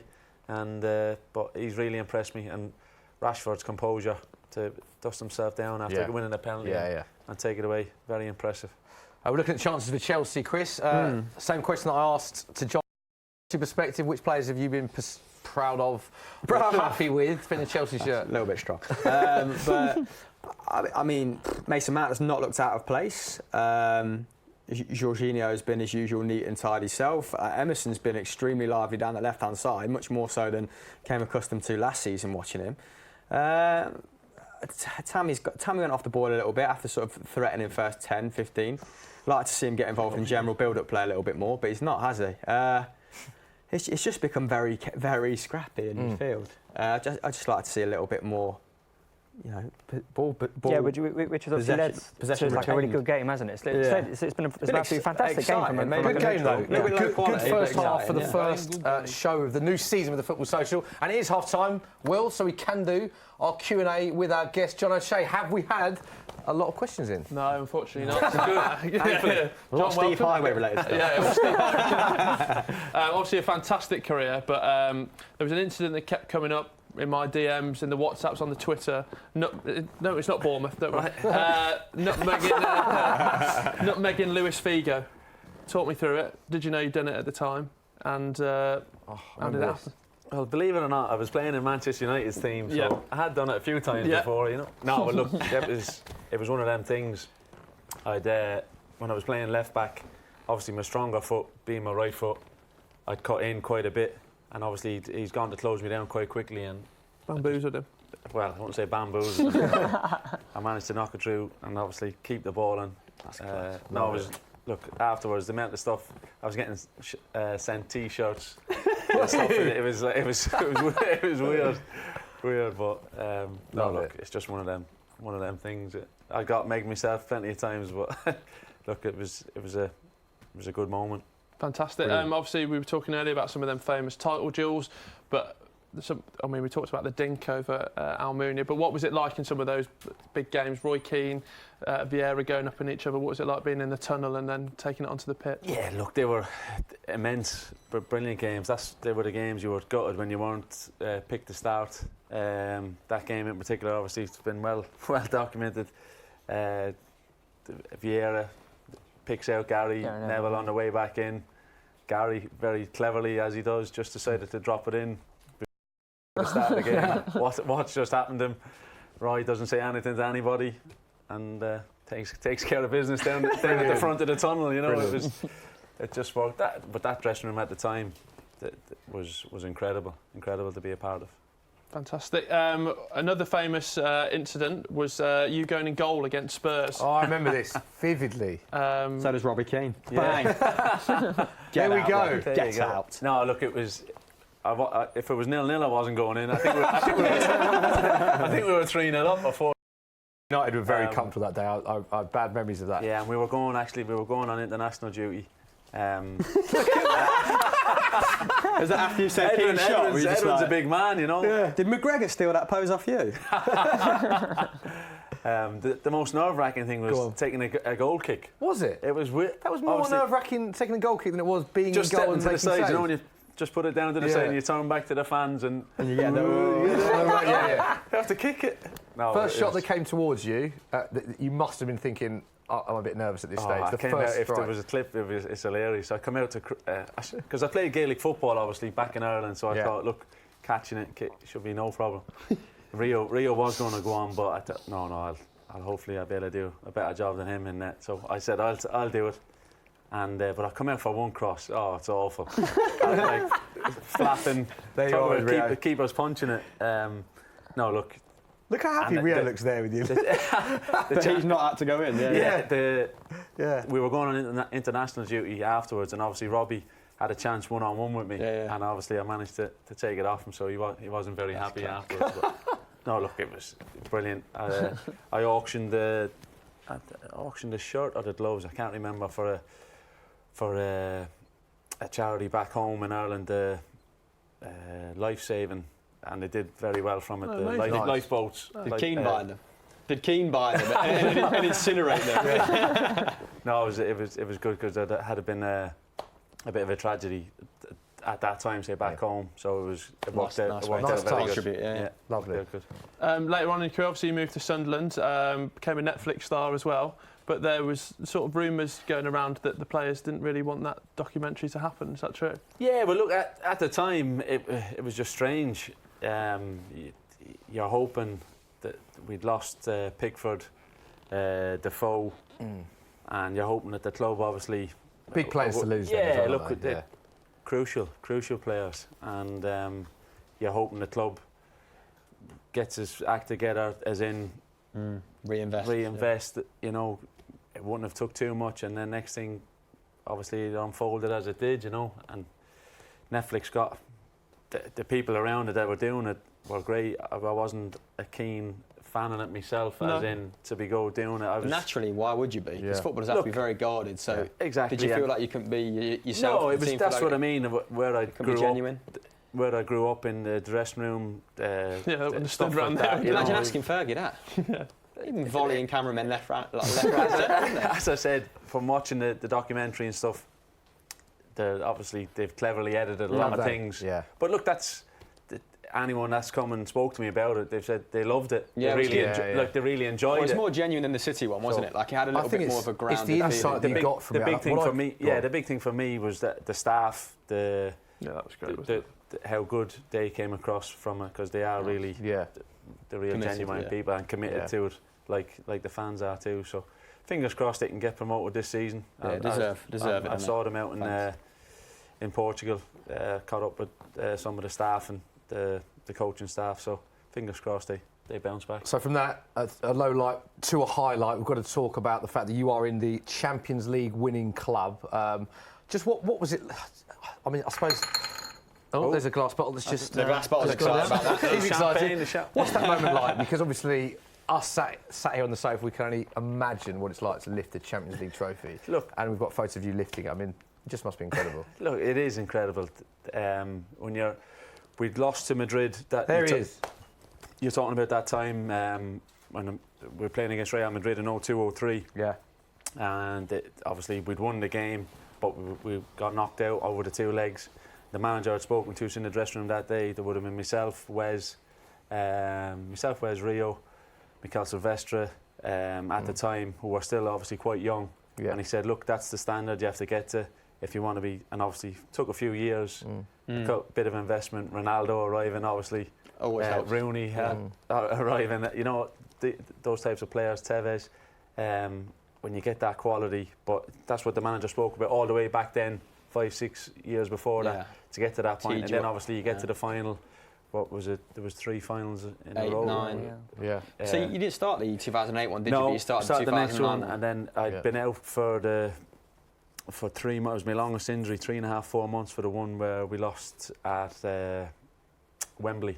Yeah, to Barcelona wasn't it? That was a good team. I looked at Barcelona team. That 2019, I was going to say, because United started the game really, really well for the first 10 minutes, obviously famously, and everyone's thinking they're not so immortal, this Pep Guardiola's kind of 2009 team, and then obviously they took control after that. But how did you prepare for that game, and then what was it like setting up against that Guardiola? Yeah, look, you're wanting to press them. We were wanting the way the manager always spoke about it was, it's a final. We want to win it. You know, that was his belief, and that was his big thing. Go and win the final. But when we played the Barca in the semi-final in 08 to get to Moscow, it was a bit more tactically, right, we'll sit back a bit more, soak up the pressure a bit more, and obviously scores an absolute banger. So it was different tactics for each occasion. Love that, Will. We're going to get more questions for you throughout the show, John. There's so much to talk to you about, but I'm pleased to say that we can cross to Zach Jalab. There he is. What a photo that is, by the way. Zach Jalab from Football Daily. I'm afraid you can't see this brilliant photo we've got, looking very happy, Zach, from the England World Cup back in the day. How happy are you now, though? Not going Chelsea's way in terms of the results so far. You're at the game, but not a bad performance. Yeah, it's not been too bad, to be fair. I mean, it's a penalty. What are you going to do about it? It's unsurprising when that happened. I know they scored it as a result, but I think Chelsea's been quite good, to be fair. It's surprising as well. Like I wasn't hoping for anything too amazing, but there have been some players there that surprised me. Kang Abraham's been very good. I think Jorginho has also been pretty good. Unfortunately, Ross Barkley looked really good in pre-season. I think it's but it's been pretty good, I think. So you're surprised at how open the game is, because it was end-to-end chances, and it's both defences. It's made for a very entertaining game, but it's been quite surprising to us watching just how open the match is. It's been mental. I can't even put it in words. When it kicked off, it felt like someone had put it on double speed. I don't know why, but everyone was like sprinting straight away. Like it seemed like everyone just wanted to hit the ball first. No, there's no like taking a minute, seeing where the pass is. Maybe it's just being here and it's different to watching on TV, but it's just been ridiculous. And give us an insight, obviously you're at Old Trafford, first game of the season, Lampard against Solskjaer, Chelsea, Man United, it's a classic fixture. What's the atmosphere like in the ground? The atmosphere is electric. Frank Lampard has probably sat down for a total of 2 minutes at 45. He's been out on the dugout, absolutely berating players, going in on them, and also celebrating when they have done well. He's been fantastic to watch. Ollie, on the other hand, has only come out maybe about 2 minutes in total out of the 45, but it's quite good to see the difference in management. Frank's very hands-on, where it seems like Ollie kind of lets his assistants do it, and then I guess in the dressing room, they'll be having a word with it. Zach, brilliant. Great to hear from you. We'll try and catch up with you again later on. I hope the second half is more bearable for you as a Chelsea fan. These are the scenes, though. Perfect timing, Zach, because the players are back out. There we go. John O'Shea's legged it, mate. John O'Shea's just popped out. He will be back, don't worry. He will be back very soon. He just saw, the latest offer from Sky Bet, He did. Very good, Chris. Yeah. Saw the latest price boost. These are the scenes, though. Players out. Kurt Zouma. Not the best first half. Kurt Zouma giving away that penalty. Rashford, there he is on your screen now, disposing that. What a penalty that was. We were talking about his run-up. Yeah, really. United were probably a little bit more out of position, I think, than Chelsea's for large sections of that. Like Wan-Bissaka, and covering his centre-back, and Luke Shaw, inexplicably, found himself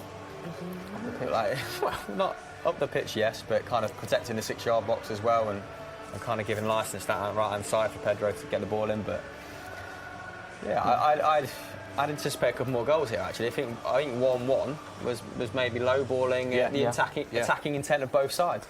There we go, there is the coaching staff. You see Frank Lampard alongside his assistant Jody Morris, and of course Ole Gunnar Solskjaer alongside who is club captain Ashley Young, not starting but having some words. We can't see what they're saying because they've got what a lot of managers now do, covering their mouth, so we can't see what they're saying. But both sets of players are out, and the match has just kicked off, and John O'Shea is back.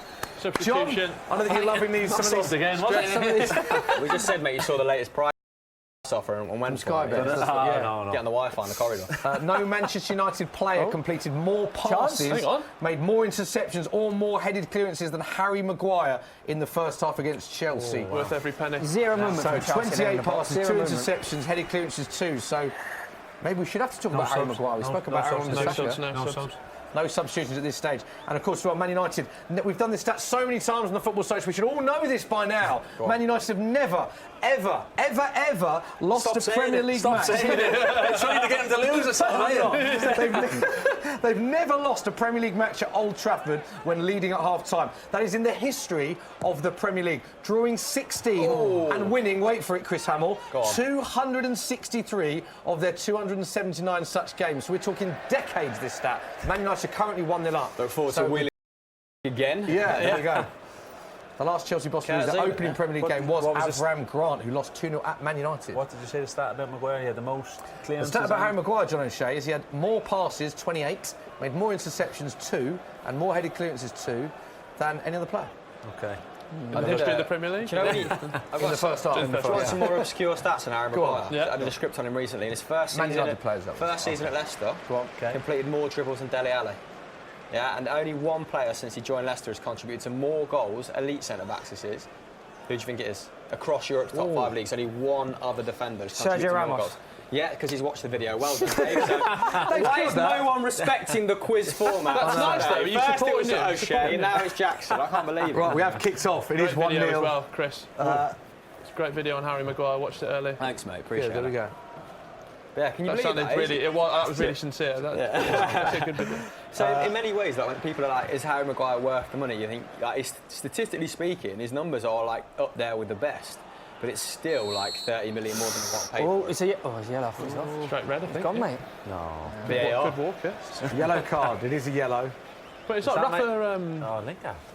Lingard with a yellow card. Young. 47 minutes on the clock. Yellow card for Jesse Lingard. Just having a replay now. Oh, it's nasty. that John, is. Lingard on Kovacic. John, come on, you can't Straight defend that. red, that is. John, are you kidding me? Oh, the game's gone if that's a straight. The game's gone. No, look, he's a little bit late. What do you make of Solskjaer's whole the way he's profiling new signings? He is going kind of young. He is going British. He is going, trying to bring back some attacking intent to the club after a few managers, they've employed pedestrian conservative football. Do you think that's the way forward? Feels like the start of a long-term project. Yeah, I think so. And I think when you looked at who else there was potentially looking Daniel at James, they're getting Longstaff at Newcastle, maybe Sessegnon. I know he's gone to Spurs, but that was the kind of profile of player they were looking at. And then if you bring into that the mix of Greenwood, Chong, Garner, the lads that went on the pre-season tour, you're thinking they've got the bones of another good 3 or 4 players coming in there that could really add and save them a lot of money in the transfer window. 3 British players they've signed in one summer. First time they've done that since 1989, Man United. Do you think that United lost something, sense of identity to that extent, or are we playing up to that kind of notion too much? Because I think they signed 7 players for over 40 mil before that, and it's not really worked, has it? No, it's not really worked. But you also have to respect that the teams have the City, Liverpool, Tottenham, the challenge that they've took on and gone, right, we're going to compete with you, it's best in Europe. So there's a lot more like years ago, if United call Leicester and say we want your best defender, it's done quite quick. Leicester don't hold out for 85 mil. There you go. You look at the teams now, the power that they have. Palace with Zaha and stuff. lots more power with these teams. Yeah, you see that Barcelona can still go and pillage teams in La Liga, and Bayern can still do that in the Bundesliga, and United can't now. Yeah, it's a different. It was the same with Mahrez, wasn't it, before? When United go to Tottenham and ask for Michael Carrick and Berbatov, it was like clang every time they'd just get them, wouldn't they? They would. I think that was a big part of the Ericsson deal, is that Daniel Levy said obviously there was times when Man United were just cherry-picking Spurs' players, and I think now that Spurs are in the mindset where if we want to be competitive, we can't let our best players go to our rivals. And I think the other thing we've got to bear in mind when people say, is Harry Maguire worth 80 million, is that the inflation now and the increase in transfers has just become crazy. That it's a player that Man United massively need, and you saw Brendan Rodgers talking about the fact that they couldn't buy a replacement because clubs knew they had 80 million in the bank, so they were getting quoted 70 million for Nathan Ake and Lewis Dunk for 50, 60 million. Not bad players, but no, exactly. You wouldn't say would be worth that amount of money because they know the clubs have got it. That's another problem that a lot of clubs are having. And that's the thing with Maguire. He does improve the team. Yeah. He does obviously improve the starting 11. If you're looking to spend that type of money, the player has to improve your starting 11. Yeah. You talked about Ake and was it Dunk? Lewis Dunk, yeah. They're going to improve. Maybe what Leicester have, I think as well. Leicester will cope with Maguire's because of obviously knowing Johnny Evans as well, but the type of player he is as well. Whoever they bring in to play alongside him. Reflection. Chance for Pedro, whips it as he loves to do. He talks the game so well. He'll help him settle in, no problem. Whether it's the lad who started today. The long hair, the centre back alongside Johnny Evans. Said his name. Sionku. And is it Benkovic? The other? So he was on over Celtic and he was brilliant at Celtic. So as you said, they could be replacing from within as well. So can we try and corner for Chelsea? Can we try and refrain from talking about Brendan Rodgers, please? Because it's still we can. We'll move on. Corner Mason Mount is over it. Zuma redemption. 51 minutes on the clock. That's a lovely ball in. That's put in the perfect Still spot. not clear. Second phase. That's where you see. That was a lovely corner. Lovely corner. That was Right in the mix there. He was involved in that clearance. James Maddison sort of corner that. Yeah. Slink. Throw in to Chelsea right on the corner flag. Rashford getting back doing some defensive duties. So it looks like the second half has started just as the first half. It's a good game, this. Very entertaining match. John, one of the players that we were talking about there is Daniel James. You actually came up against him last season, didn't you? Well, I didn't really because I couldn't see him. It was that quick. No, I think he could be someone. Look, a game like today, that last 20 minutes, Chelsea will be pushing if it stays at 1-0. That's a yellow. That's poor from He's going to Jorginho. even up the. Just lazy, isn't it? Jorginho, very late challenge. not- Completely missed the ball. He's not the best tackler, is he? No, I think it's one of them. He has to. He has to make You have it. to do it On Jesse. Yeah. The look that John just gave me at, you said, yes, you've done that a few times, Yeah, Joe. You know no, that's- exactly what that He knows feels what like. he's doing there, doesn't he, Jorginho? Totally. Yeah. So I can't. Look at the smile as well. Up on the outside. Yeah. I think it might have been Rashford. So two big tackles. Jesse Lingard's been involved in giving one out and receiving one. Yeah. Do you not think he was? He came in for some undue flack last season, Jorginho? Totally. Yeah. Totally. And you see the quality he has. How he was helping Chelsea. Obviously, they ended up winning the Europa League. Yeah. The quality. I think it's one of them things. When the manager was coming in, everyone's saying, "Oh, he's just brought in for the salary boards, all this." Yeah. Kind of, Well, but first actually, 12 hold on a games of the minute. season when he went unbeaten, he was the best signing, since last spring. I think the minute was so strange is that one of the other world-class players is obviously N'Golo Kante. And you're playing him out of position to facilitate him, which seemed a bit strange. It's a really good point as to how this game is so open. Could work out. Could work out. Saka whips in. It's a fair point, Dave, because this is so open. You think the Just fact that sitting N'Golo there, Kante's not playing, you'd think that this wouldn't be that open if Kante's there sitting in front of the back. but also- Chance again, Lingard. Also, imagine if Sarri had put Kante on the bench in a game like this, the Chelsea fans would have been baying. Yeah. So true, isn't Blood. it? They would have been out on Like, the- they would have been out on Frank the pitch. Lampard's come in, not started him, and we've heard nothing about how a world-class player has been left out. Chelsea keep it, fans are keep it, fickle, keep and they it. fickle. Nice. Nice bit of build-up. I love that. Maguire's going to be a stunning goal. Rashford. Again, where's Martial? Harry. Look at that, Maguire's lining up at the back post there. Who was that driven ball in? Is that Wan-Bissaka? No, Pogba. Oh, is that Pogba instead? Oh, I love that. Instead of it just floating in, he's just gone straight into feet. Love that ball. I don't think Martial's had the best of games. Maguire's absolutely hanging at that back post. Whips it in. Still got faith. Good period of play for Man United. Brilliant from Chelsea's Brilliant from. box. McTominay just- losing possession. Lost it. But nosebleed stopping the counter attack as well. Look how high United's line is. Very aggressive, yeah. There we go. Yeah, some tackle. There's been an aggressive start to the second half, hasn't there? A few you tackles see, flying in. Lindelof there as well. He's really stepped up, hasn't he? good, though. I feel like obviously- it was since the Juventus game under Mourinho when he was absolutely incredible. Yeah. Like, he's not really let up since then. When they sneak a 1-0 win in the Champions League, was it? Which one's that one? The Juventus one. Yeah. The 2-1 away. Yeah, it might have been the 2-1 away. Yeah. And I think he was United's best player, and since then the standard's been very, very high. I brought my son to his first United away game last season. It was Tottenham. It was at Wembley. But obviously, they were good De run. Gea De Gea made record saves that game. Yeah, it was incredible. But to be fair to Lindelof as well, Yeah. he was really impressive. I feel like that was a day too, big and that's when moment for United and Solskjaer that game because it was on, during that run where they'd won a lot of games but quite comfortably. And Spurs were the first team that tested them, and they still won. And people were talking about. Remember, it was the pass from Pogba to Rashford, didn't he? Yeah. Great, good finish that. Really good goal. Very good finish. Good game, good first game to take your son to Yeah, that one. it was. Who would you take out this current United? Chelsea! Same. David De Gea praising away. The second half has started just like the first half started. We are being thoroughly entertained here. Hope you are at home. Brilliant. Who would you take out this current United side, John, and put it in the sort of peak United side from your years? Oh, well, look, if they're on form, Yeah, would any of them get in? you know what I mean? Pogba does. Yeah. Pogba would if he on form. De Gea. De Gea, Van der Sar. Van der Sar. You know what I mean? Yeah. Edwin. They're close. It's really close, isn't it? Yeah, look, there's if Rashford's on fire, you know, like there's But no one convincing there. Paul Pogba No, maybe. look. Yeah. De Gea. Yeah. Like there's lots of potential, but it's a little bit. Not that I'm But do you saying think- it's do an you think- unfair question. Yeah. But do you Towards the think end you'd have a lot more clearer answers on that one, I think. But do you think that's the main reason why United aren't challenging? Because there isn't as many players that would get into a Fergie team. You know what I mean? It's like more than likely, but it's the squad as well. the squad, The depth in it, and the competition.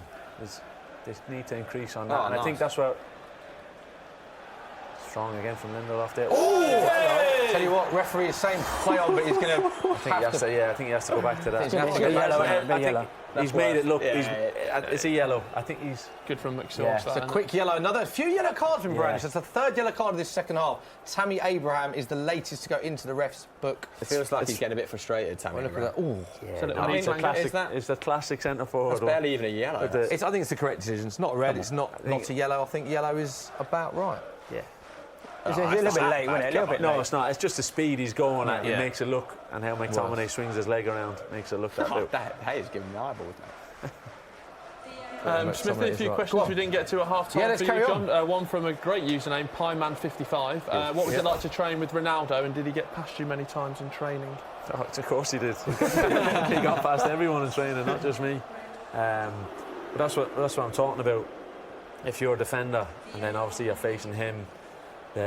One day, Nani the next day, Rooney the next day, Perfect practice. It's perfect practice, and that's why we were able to cope with other teams and tricky players that other teams had, because you were facing it day in, day out. Like he was, and there was nothing better to challenge yourself against him every day, because you'd watched him work, you've seen him working hard every day, and it was a joy to be up against him, When did that start? When Ronaldo just started training obsessively behind the scenes, was it straight away at United? Pretty much straight away, because we noticed straight away with his doing his ankle work, he'd seen Figo do it, strengthening his ankles, because he knew I'm playing out wide, sliding tackles, my ankles are going to get absolutely destroyed. But every day he was doing this band work to strengthen all the ligaments around the ankles, because he knew he was going to get kicked so much. That's one of the, obviously, as well as doing his press-ups, chins, dips. I did an interview with Patrice Evrawaite. He announced his retirement, actually. He said two great Ronaldo stories in there. He said, one, there was a story about playing Rio Ferdinand at table tennis, and all the Man United players were watching, and Rio won, and all the Man United players were giving Ronaldo a bit of stick. Ronaldo went home and practiced religiously for 2 weeks. They played again, and Ronaldo wiped the floor with Rio Ferdinand because he was just so competitive. And the other one that he told, which is a brilliant story, is that he would never go round to Ronaldo's house for lunch again, because Ronaldo invited Patrice Evra. Have you heard this story? And afterwards he said he just had plain chicken, rice, the healthiest meal ever, water, not even salad dressing or dressing on the chicken.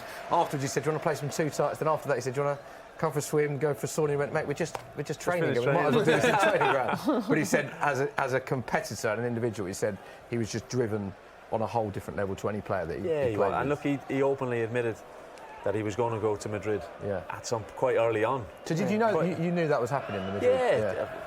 I think we did well to hold on to him that extra year we did. You know what I mean? Because he was desperate to go there. Yeah. So when he first arrived, did you know he was going to be a special player? I knew before he arrived. Oh, it's a game, wasn't it? Yeah, against Sporting Lisbon. I'm all jet lagged, but great reason.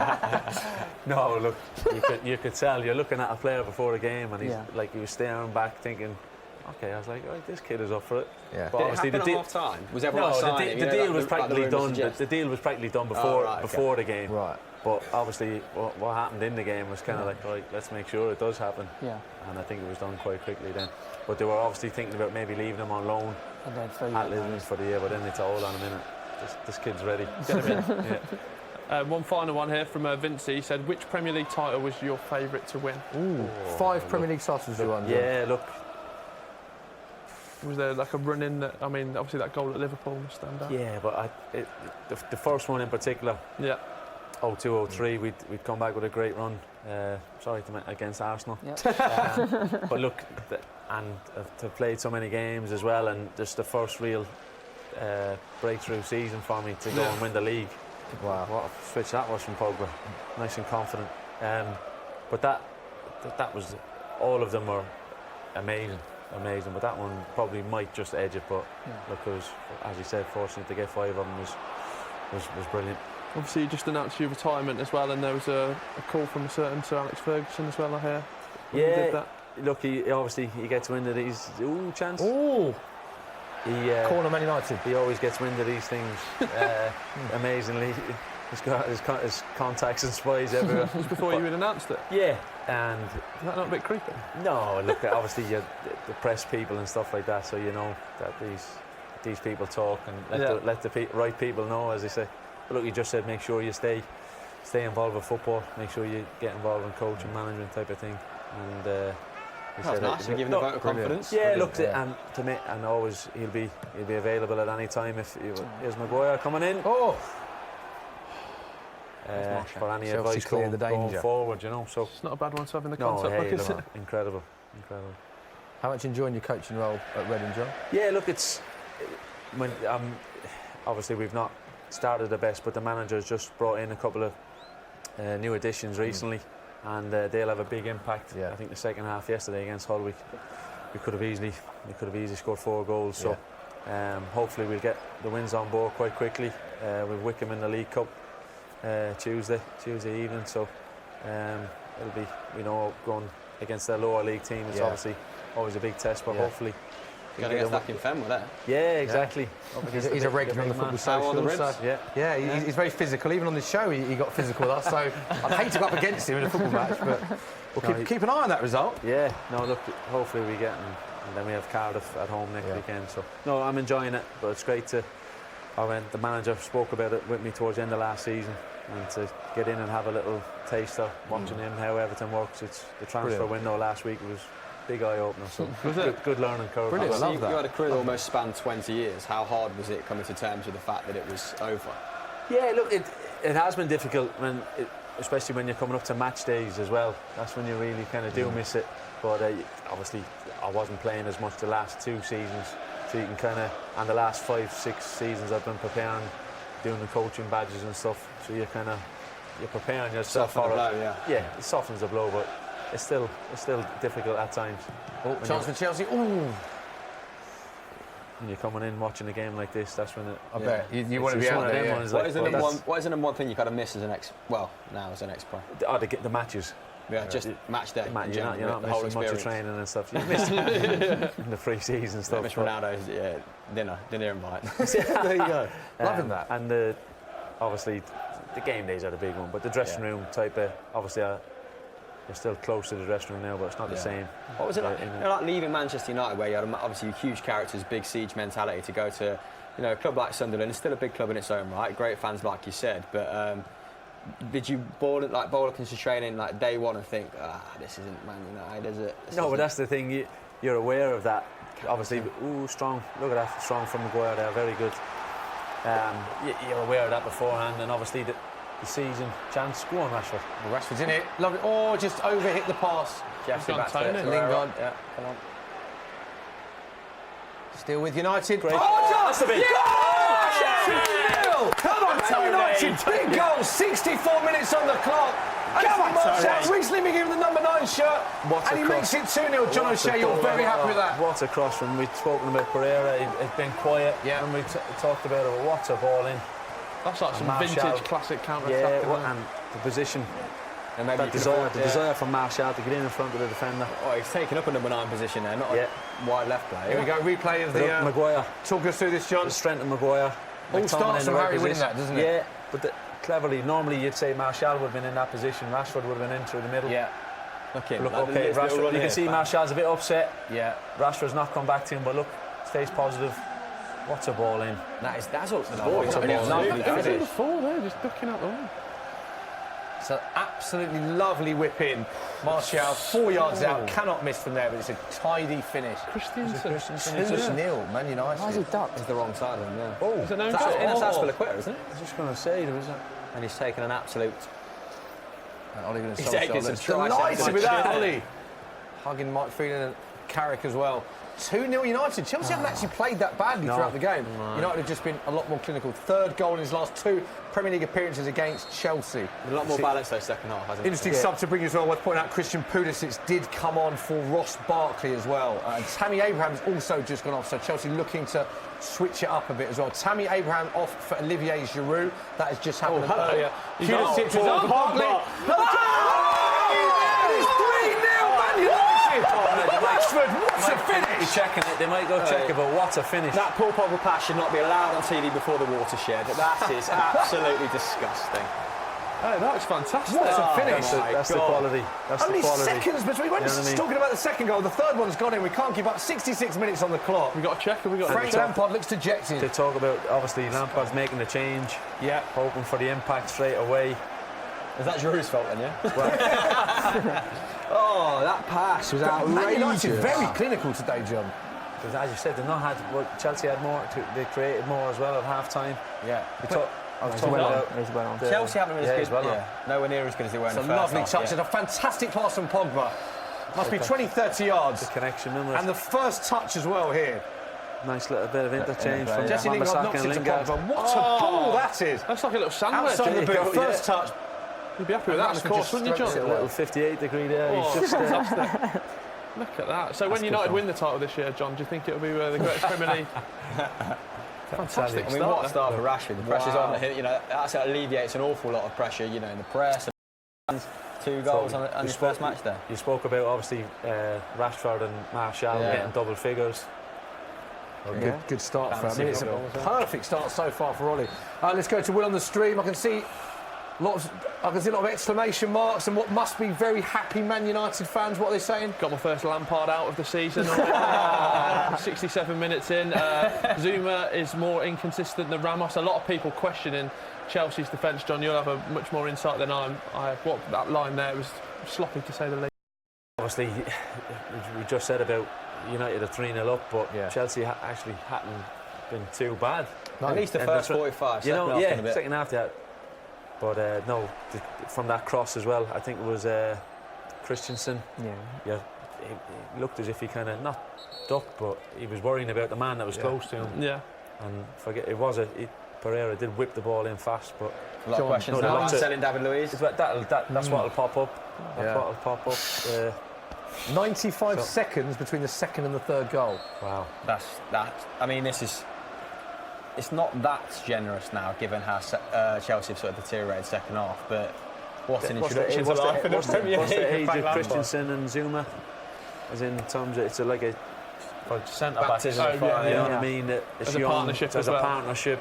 At least with Van Dijk, with Gomez, he's got Van Dijk next to him, hasn't he? Yeah. I suppose it was chaotic first half, but there is a bit more intensity in United's pressing, and that been a bit more fearless in terms of where they're positioned at back four when they're out of possession as well. They've been much higher at the pitch. If you're two centre backs or a back four and you're facing Martial and Rashford, and you're wanting to play a high line, and we've just seen the quality of Pogba's pass. Yeah. Like he has shown the pass last season against Tottenham to Rashford that time. Similar, they've got a great link. Chelsea free kick, whipped in, good ball. Oh, headed over. John, how damaging could this be? Because we saw the first half. If anything, I think we're sort of in agreement. Chelsea probably had the better chance, even though they're 1-0 down. Had performance-wise, we spoke to Zach Jalab at half-time. Chelsea fan at Old Trafford seemed quite happy with how things are going. The scoreline now is 3-0. If this suddenly becomes 3 or 4-0 in Frank Lampard's first Premier League match, how damaging would that be? Yeah, what do you think? Look, it will be damaging, but the way the social media world will react and is reacting already, it's crazy. But look, Frank Lampard will be given time. But the momentum swing for Solskjaer is going to be huge from a result like this. He needed to give in the end of this. Exactly, and I think with maybe people talking about, they could have got a striker in and they could have got another midfielder in. To be fair to look at the intensity of the press there. There's so much more. Really, I mean, that's where really sharp as well for game one as well, don't they? And to be fair to Ollie, that's what he spoke about. There's a chance there. Chance for Chelsea in the attack. Pedro. Come on. Giroud was a. Is this where you bring on someone like a Greenwood now when you're 3-0 up? Greenwood or James. Confidence, well you think, for the Chelsea obviously have to go for a bit more, and the counter-attacking pace of Greenwood or James will. You wouldn't want that. If you're that defender, you're not wanting that coming on. Mentality-wise, like Chelsea 3-0 down, you're back 4, 20 minutes left. Do you actually still believe you can get back into this? Oh, totally you can. But with the quality of players these two teams have, you're thinking one goal before 75. Yeah, you've got a chance in. You're thinking, okay, next goal by 85. You're thinking, there we go. Yeah. But Harry you're and Matt worrying from about Pereira, the yeah. commitment of pushing too many players forward with what we've just spoken about, Yeah, the counter-attack. If they do, Ollie might think, I'll leave Rashford and Martial on. You know what I mean? Yeah. I know it's early on in the season, but getting that confidence. Get the goals tally up. Well, we talked about getting the goals against like top opposition as well, isn't it? Like Rashford and Martial scoring against well, the top six. Yeah. Very tidy. It's interesting with Solskjaer as well, because with Sky Bet, made Ole Gunnar Solskjaer favourite to be Lovely, the that was. first Premier League manager to leave his position. 6 to 1 you can get Sky Bet. Of all the managers in the Premier League, first to leave his position. It's not unreasonable. Like the Solskjaer will be kind of in and around that list. Like talent-wise, where do you actually think Solskjaer ranks in the 20 managers we've got in the Premier League? I'd say it's the bottom half. Do you think? Yeah. Well, that's on what evidence though? Just with the pedigree of the others. Like that might sound a little bit harsh because he's not really had the time to generate that pedigree.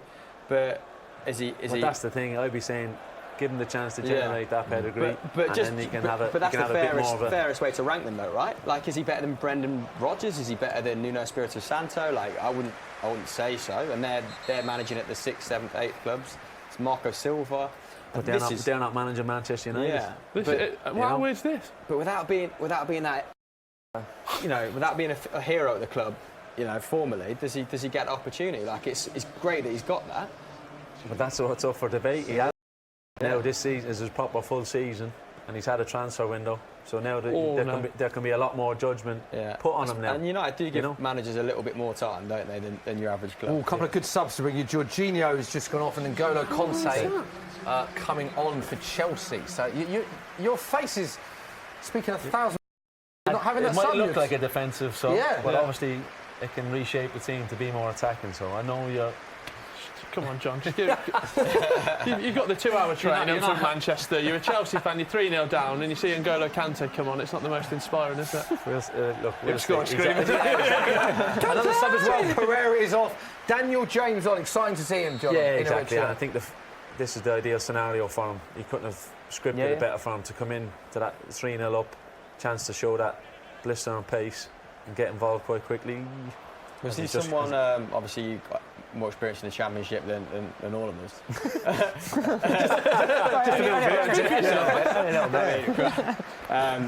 Even watching it, more so is what I meant. Do you think Daniel James is ready for that step up in the same way that sort of Maddison was last season? Yeah, well, look, maybe not as or much. Is it going to be a slow burn? Exactly, a bit more of a slow burner compared to Maddison. Maddison was really. I'm not sure how many games Daniel James had played for Swansea, but I don't think it was too much compared to Maddison. Madison had an amazing season for Norwich, didn't he? Exactly. He was going to go somewhere, you felt, if it wasn't Leicester. And he was definitely more prepared for it. But quality-wise, he's definitely up for the Premier League. I'm still not giving up on my Championship career, John. So, I think that you'll give me a Also, we could little cut short, but it was a very good Ole Gunnar Solskjaer debate between Chris and John. So I suppose my follow-up question to that was, you know Ole Gunnar very well, teammate of yours for years. Have you spoken to him recently about Man United? Oh, they were in. What conversation have you had with him, and do you think he will be a success for Man United long term? Yeah, look, I have spoken to him, but I know the type of player. I know how he. Obviously, he's different a player to a manager, but I like the he might approach, how he's going to manage, what he will do. He knew he faced so much competition to get into the team, to be in a squad. What it's like, what he knows how to get that competitive squad. He knows what he needs to see from his players, if they're going to be ready, if they're going to be able to perform. His examination and training of knowing, right, I'm not starting tomorrow, but I know what I'm going to need to get into the team. Because he's been on the other end of it, mentally, Ollie, you just knew the manager had so much faith in him to know that when he was going to come on, examining things of, right, he's going to produce for me. I can start him this game, I can't start him this game. And he'll know exactly that detail that will go into his preparation. Because obviously he's not got as much experience managing yet. No. So he's got the opportunity. That was the point you were making to Chris, that he needs that time. He needs that time to be judged. But it's more a little so bit like Lampard, isn't it? It's an awful lot to ask. In a way, it's unfair to asking them to produce that early on in the managerial career. Exactly, but they know they will be judged harshly because they're at the clubs that they're at. Sharp so end he of the will. stick, He'll have to cope with that. And the only way you do cope with it better is. We had Andy Cole on, didn't we? And he was saying that he didn't ever have him down as future manager certainly at Manchester United. So you did. You're saying you did. You got that, a sense of his characteristics and. Well, you don't. I definitely would have got a sense of him being a man manager, being able to examine, seeing people how they work, to get the best from a person. Just good on a human level, yeah. Yeah, totally, and that's a huge part of it now. When you look at, say, Guardiola, when you look at Klopp, like Pochettino, they're all kind of. Okay. You adopt that into your coaching style. Well, hopefully. Give me a chance. Come on, you're putting Solskjaer on that place. I've been in it a few weeks. When are you going to take over United? That's what I'm asking. No, I really hope he produces, because you want a competitive Manchester United, don't you? Totally. You don't want them to kind of finish the season the way they did last season and just roll. Say that. Watch Ollie's interview. If it does stay 3-0 afterwards, or at the end, he will just be playing it down. Good start. Yeah. Just nice and simple. On to the next game. There won't be. Well, he's already had that massive high and kind of massive. Yeah, and that's where the judgment. That's where the judgment is unfair, because you have to give a manager a transfer window, a chance to adopt fully his ideas, etc. And that's where you'll have to give Lampard the time too to. Okay, Kovacic and Pulisic were in before he had the. Or did he give the go-ahead for Kovacic? Maybe. I'm not sure. Yeah, I think you probably had to, didn't they? Because they were banned. That was just to clear the red tape. Yeah, it's worth bringing him in regardless. Yeah, good player, Kovacic. It's an interesting point. Well, I think Chris makes a very interesting point that when you're looking at the players that, like, for instance, Conte's left out, whether he's fully fit or not, we don't know. But if that was under Sarri, you said earlier that he would be scrutinised. That Frank Lampard and Ole Gunnar Solskjaer will probably both be afforded more time, because they are such idols from a playing perspective with the fans, aren't they? Frank Lampard, you'd think the Chelsea fans, they will want that to work so badly, won't they? Because they adore that man. Yeah, exactly. But you would imagine Kante. He must be a reason. Must be. Look, he wasn't involved in the game against us a few weeks ago either. There was talk of him having obviously an injury. So you'd imagine that's the case, and so early on in the season. Away from home, you'd probably want to start. You're thinking, I need to get some minutes into him. It's not the game to be starting him into. Although I'm sure if he has been training this week, he would have been able to cope with it. But you want him for the rest of the season. You don't just want him for the first game. Kovacic, interestingly, bought 3 days before Lampard was announced. That deal was done, but as you say, Chelsea with a transfer embargo didn't have many other options in terms of who they could have brought in. Right, this is an interesting one. If it finishes like this, it will be Man United's biggest win against Chelsea since January 2009. That was 3-0 win at Old Trafford. John, you came on as a second-half sub that day. Can you remember who scored the goals? Things up. Oh, Rashford with another chance. Oh, good stuff. Kante. We'll stay with this until He's so good, isn't he, Kante? So good. Yeah, he looks quite fit there. He looks very fit. So I'll repeat that now. Now it's a bit of a lull in play. If it finishes like this, it will be Man United's biggest win against Chelsea since January 2009. You got it, mate. You won 3-0, Premier League win at Old Trafford, January 2009. You came on as a second-half sub. Can you remember who scored the goals that day? 3 goals for Man United, 3 separate goal scorers. Who were they? Don't look at the screen. Is this for all of us? No. Anyone? It wasn't Ronaldo. Rooney. Oh, well, Berbatov. Rooney was 1. Berbatov was 1. Correct. Who scored the third? Rio. No. John O'Shea. No. I like how quickly you said no when he said John O'Shea. Oh, hold on. So Rooney, Berbatov. Who scored the third? Giggs. Scholes. No, Nani. Wasn't Nani. If anyone knows, get involved. Anderson. Wasn't Anderson. Was Berbatov as a person as cool as his play? Yeah. He was. To be fair, he was a good lad. He was quiet, like. Do you think he'd be good for a football social, Berbatov? Very good. You reckon? Very good. Just with a cigar on the end of the thing, just like. Sorry, what are you boys talking about? Third goal scorer. Come on, get it in the comments now if you know. Owen Hargreaves. No, it wasn't. No.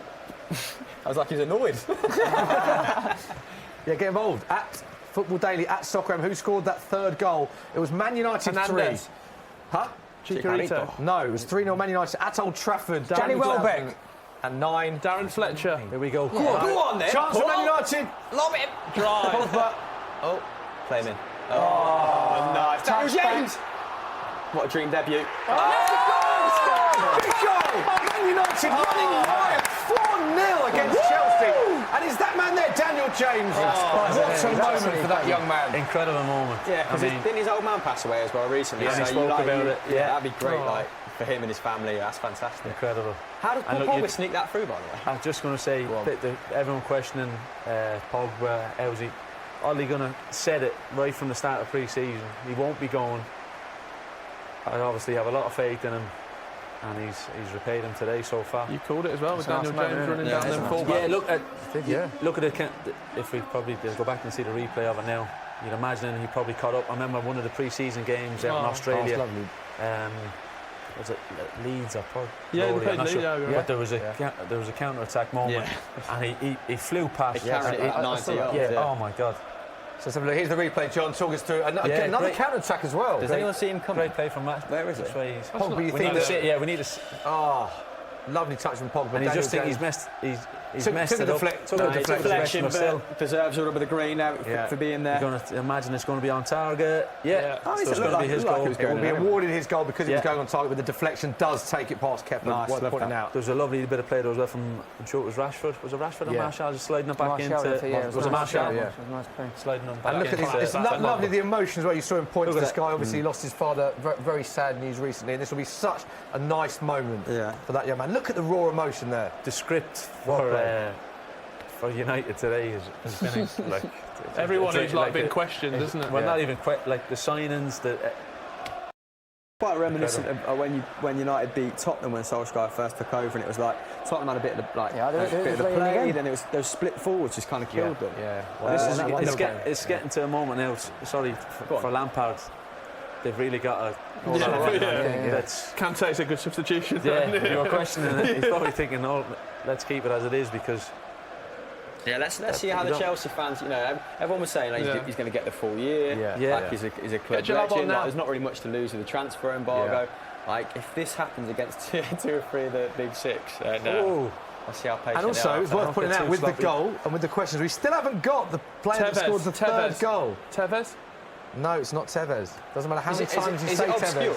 Nemanja Vidic. It is Nemanja Vidic. In the first half. No, he knows it now. Yeah, now you know it. Berbatov got the last one, I think. Anyway. Vidic with the first. Rooney with the second. Berbatov with the third. Correct. Yeah. I'd actually love to get Vidic. I think he could just. I feel like I'd be talking to a hitman if I'd be sat more like this. I'd be like, if Berbatov was just on the end there and he's like silver suit, I'd be like, I'm just dripping with sweat. Just like, what do I ask him? He just seems so disinterested. For Wan-Bissaka, Daniel James, Harry Maguire. Yeah. Okay, just made a mistake. Sorry for commentators' caution, but to experience Old Trafford like this in their first home game, they just want it all the time. Will just give them such a buzz. Such a buzz. It's an underrated part of it as well. We speak about Ole Gunnar Solskjaer, but that backroom staff with like McKenna, Phelan, and Michael Carrick. Oh, that could be. Is that slightly underrated and under Totally. Well, Chelsea are the same, haven't they? A lot of ex-players in the backroom staff at Chelsea as well. It's definitely going to be underrated because look, Ollie would have come in, seen the work that the lads do, and obviously having worked with Mick before to get him alongside. But obviously he didn't have to keep Michael. He didn't have to keep McKenna as well. Chance for Chelsea. When Moyes came in, he sort of gutted the whole backroom staff, and everyone was very kind that was the thing. You probably could have thought you could have done it, but waited a year. Just do it gradually. Do it gradually if you want. But understandably too, he thought that was his best thing to do. Clean cut. Worked out well for him, obviously. Yeah. Was Moyes there when you were at Sunderland? He was, yeah. I'm sorry, man. So, He was. Good manager. Did a good job at West Ham. It's a double substitution, John. Would you like to change the subject? John is going to change the subject by letting us know who is coming on the pitch. There we go. Look, Greenwood and former Chelsea man Juan Mata as well. He could pick this team apart. Exactly. He normally always creates a goal as well when he starts for United too. So It's like great that they kept him. Obviously losing Herrera, people were talking about it. But keeping Mata is very important too because of that experience. Marcus Rashford. This kid, look, speaking to people at the club and other people, they've obviously been very, very positive about him. But the faith that Ollie has shown as well, and maybe not going. Maybe They were looking at another striker, but. Watching those compilation videos of him at like under 23 level, and he's just like murdering. It's crazy, isn't it? Even that, I went to that Milan game last week, and some of the skills he was putting on, it's unbelievable. I think he's going to get minutes this season. I think He's definitely he definitely will. I can't believe United are going to keep it clean. This is United's first. This would be, touch wood. United's. Why am I touching wood? I don't care. United's first clean sheet in 15 games. And instantly, that's going to be like Harry Maguire justified. This couldn't be a better first week. He's already trying to pay back his fee and all that. Selling Lukaku, justified. Take Ole Gunnar Solskjaer off the bottom. Was it 6-1? Take him off the bottom. I think after this, it might be Frank, eh? Yep. Yeah, Frank Lampard. He must have thought how they 1-0 down at half time, but the second half, Man United played some brilliant football, by the way. What did Ollie talk about? The team was Greenwood! That was nearly Greenwood, wow. I think that score was there. It's the perfect script. If Greenwood had scored that, Ollie should have just walked in. All that's missing now, Mason Greenwood goal, and that is just the perfect day, isn't it? Just a white out from the side. See you later, Frank. I'll see you inside. But Man United have played some of the goals they've had, the build-up to the goals, and some lovely football. Getting back to, what Ole Gunnar spoke about when he'd the work rate of the teams, the intensity. People were saying, well, surely United must be fit. The high intensity of teams, I think might be wrong. Is it Spurs might have had the highest level of press and type of stats. Liverpool eased off a little bit last season. So across the whole season, Spurs had the highest, I believe. Okay, and so Ollie was clear on it. He said, "This is what we need to improve." So you could see it a lot more in the second half, not as much in the first half. You could see it a lot more. They've worked on it. I was just about to say, what I've been really impressed with Man United is I was at Spurs yesterday, and Spurs, I think it's fair to say, weren't at their best. They didn't look at, there's a few misplaced passes. Arsenal, Dave, by your own admission, weren't as sharp as you've seen them previously. For first game, that is quite common. I made the point that I don't think you should read too much into first game when some players are late back to pre-season, you have injuries, etc. But I've been so impressed with how fit and how quick Man United have been this game. They've just been on it. Especially the second half. If Emerson wraps away that one that hits the near post, then it could be a very different game. So, but the fitness levels of United for game one look amazing. No, but the thing I would say, if they couldn't do it the first game, then they're in big trouble. If they can't, because it's the first game at home. The belief, the confidence, the momentum. You're thinking at that high level. So. Yeah. I don't know. It's been a very, very good performance from United, but we'll kind of see where they are in a few games, I think. So we're in the 88th minute, few minutes left plus injury time. It is Chelsea nil. United fans get involved in the stream. Will, what are they saying? There must be loads. What are Chelsea fans saying as well? 4-0. No one predicted this. There's a few optimistic ones talking about a 5-4 comeback, but some people are already talking about Frank Lampard's legacy, if it would be ruined if he has a terrible managerial record, and just a lot of people just can't get over this United team. Just turning the performance in and the quality that they have done. There will be lots more questions to be answered, but a lot of people talking about the fact they've had nearly 60% possession as well, but obviously done nothing with it. That was the case under Sarri a lot of the time, wasn't it? I guess that's kind of still remnants of Sarri keeping hold of the ball. But as you said, the chances, the shot from Abraham, that's a straight yellow on it. You just feel like if Eden Hazard was on the pitch, one of them would have hit the back of the net, didn't you? Oh, without a doubt. More than one, maybe, exactly. That was Daniel James getting taken out. I think it's going to happen quite a few times this season. Daniel James, that's what he's here for, isn't it? Stuff like that. Exactly. Run the clock. But the timing as well to bring on Daniel James was just perfect, wasn't it? And then for him to score as well was perfect, wasn't it? Any more, Will? Just a lot of people just comments.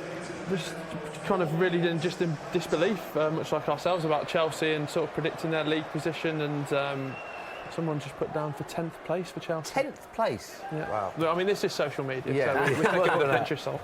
Do you think of all the top six, if you're looking at a team that will struggle to get into fourth the most, do you think it will be Chelsea, bearing on the fact that they haven't been able to buy players? That's a big part of it. And when you look at Arsenal's strike force, Spurs have strengthened as well. Spurs have strengthened, and obviously United have that vibrancy of maybe real, like Greenwood, Rashford, Martial, like that young so fresh easy to energy. generate that Yeah, feel-good it's- factor. If one of them scores as well, then the fans Exactly. just means so much more to the fans. doesn't it? Exactly, and it's going to be tough. Like Giroud coming on, he normally makes other players have a lot more joy because obviously he links them. Isn't it? Yeah. And he was great when Hazard was playing. When Hazard he had someone that played off him. really like. How much it's was the same Giroud with playing? Griezmann at the World Cup as well, but equally, like, it's another year on. Like, he's not, if he's, Well, he's not young, is he? but if he's not starting games, then it must be hard to it's get a feel for, especially to come on into a game like that. high intensity matches like this. The chance he's in again. Go on then, Tony. Ah, he's off. I really can't see Frank Lampard being a manager come May. Come May. No chance. I think they'll be in and around maybe the 8th spot. I really do.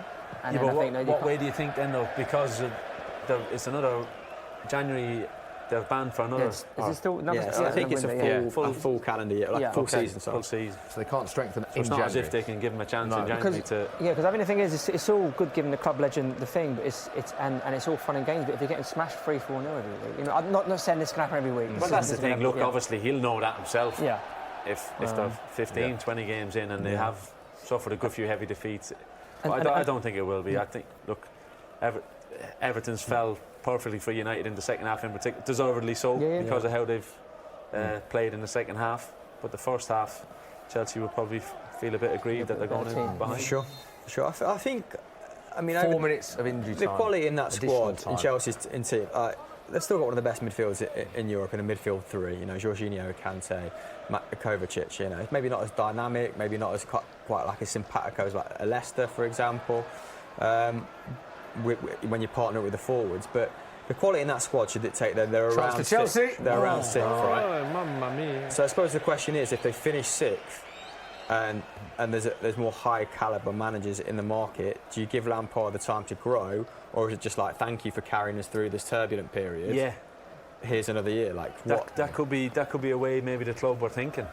They think that we're not appealing to exactly right now. Yeah, so people looking at the budgets, or obviously there's no budget available, so I might hang on for a year or two and see if that job pops up then. You know, bit of a thankless task. Yeah, Could be yours, John, in a year's time. you know, Never say never. stone's throw from Reading. but we'll see. No. Right, so we're into the 93rd minute. 4 minutes of additional time will be played, and it's been just a perfect day for Man United, really. Well, can Chelsea get one consolation? It doesn't look like they can. Man United win the ball back. Good tackle there from.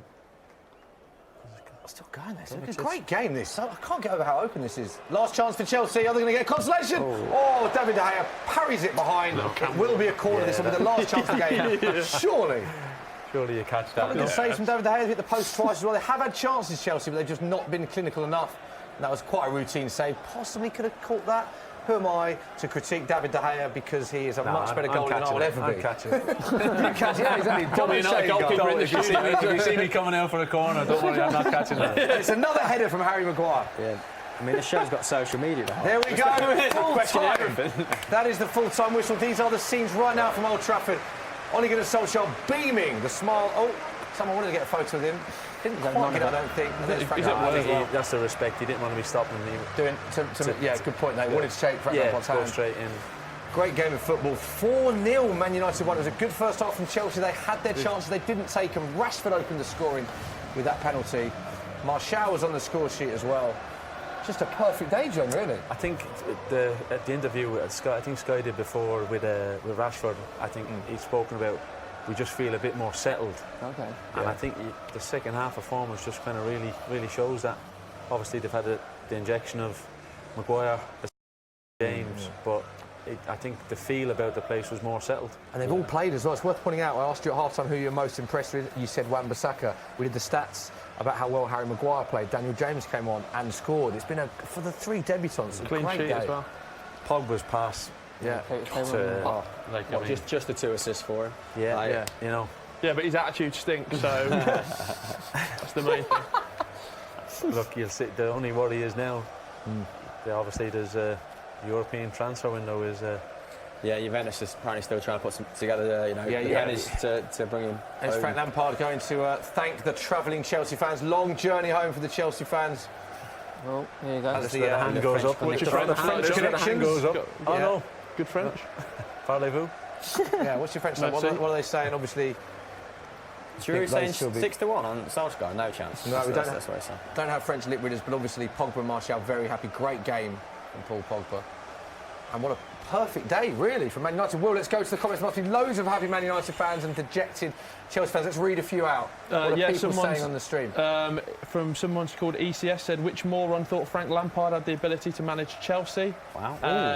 Bit of a spicy one. Right. Daniel Carson says, where do you think United will finish, John? I know you think they've got a real good chance for that fourth spot. Yeah, and that was today, wasn't it? no, exactly. I had the belief that they have enough quality to get into that top four, but it's a game like today.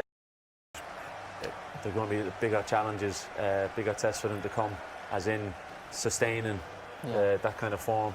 But I think they can definitely get into the top four. It's going to be close because Arsenal today obviously had a good win away from home, and with a team that started probably without 5 or 6 maybe starters that will be in about fitness-wise.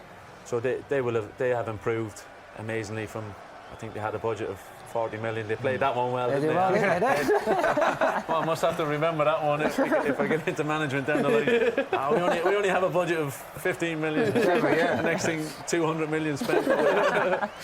But no, look, there's going to be lots more challenges to come, but I think they can.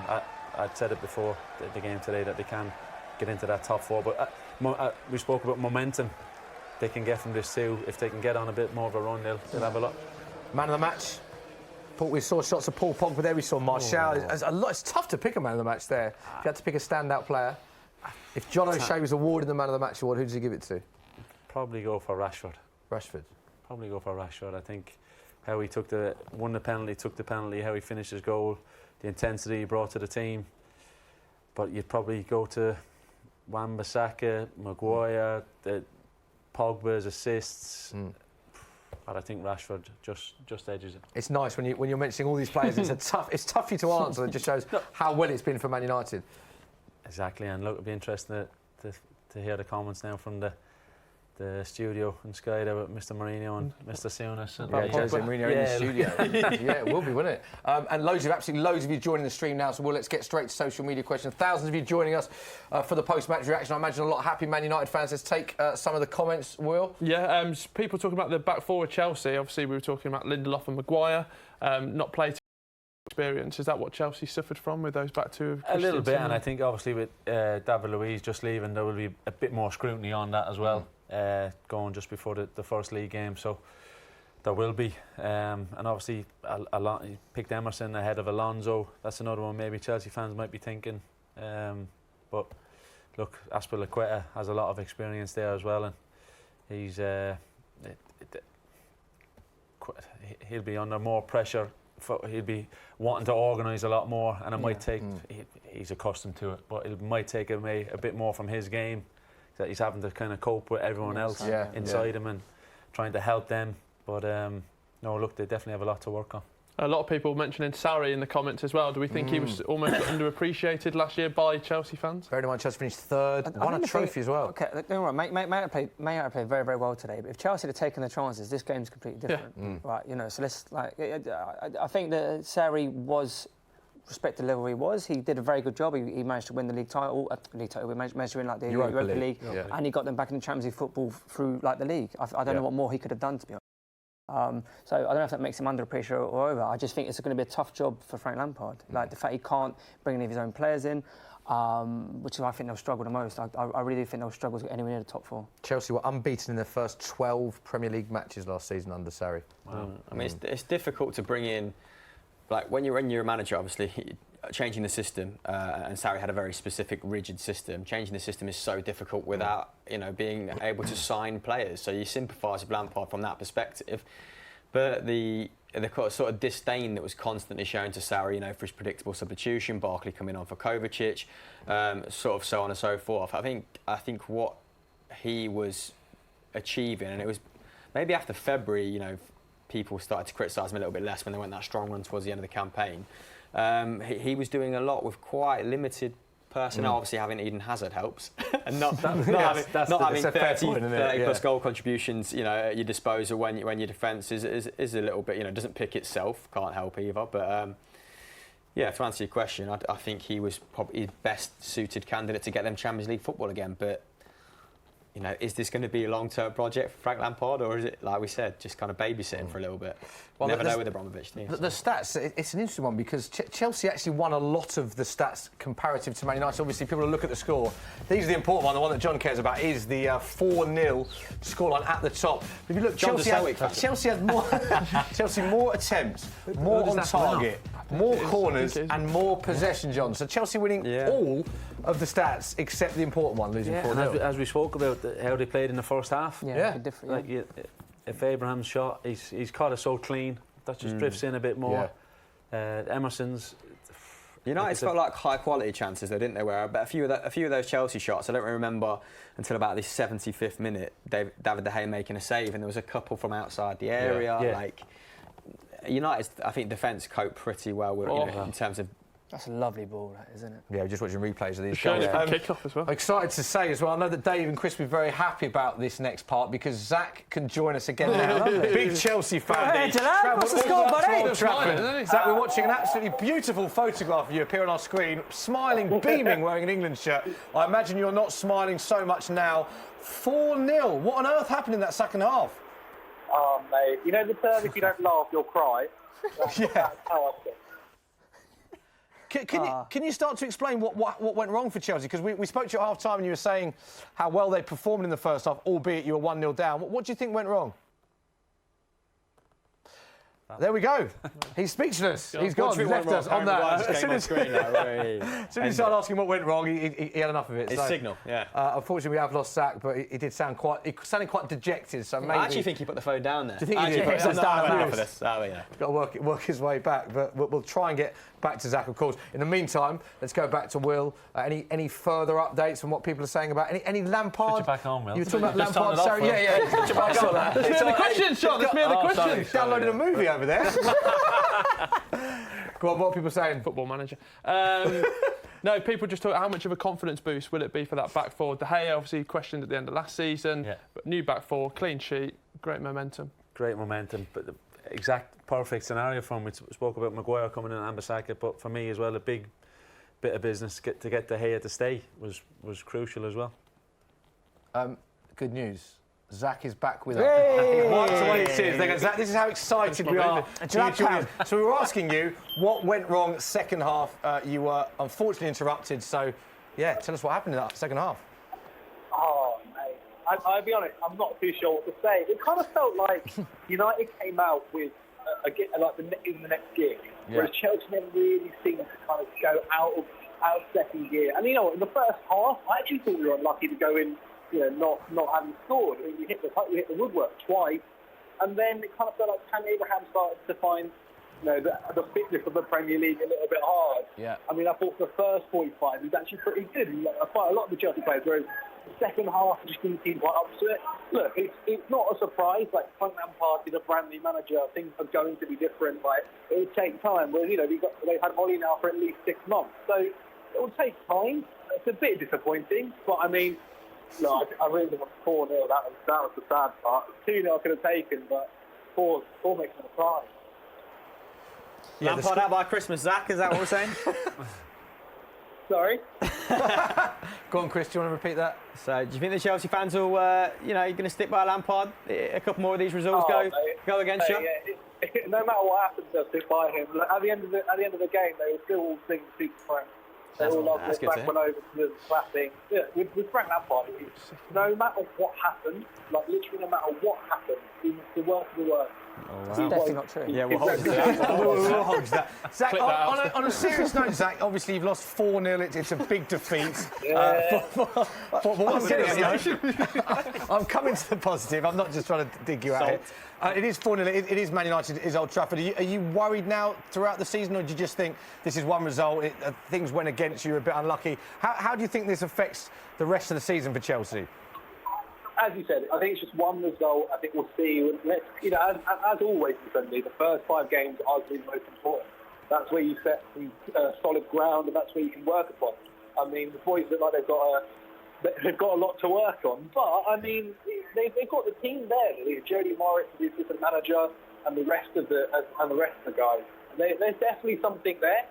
look, there's no way I say we'll be challenging for the title. Our aim is top 6, and kind of we'll see where we go from there. I mean, we haven't had a transfer window, and we've had to use our youth to the best of our degree. So I'm just trying to see how we'll see this as the season goes.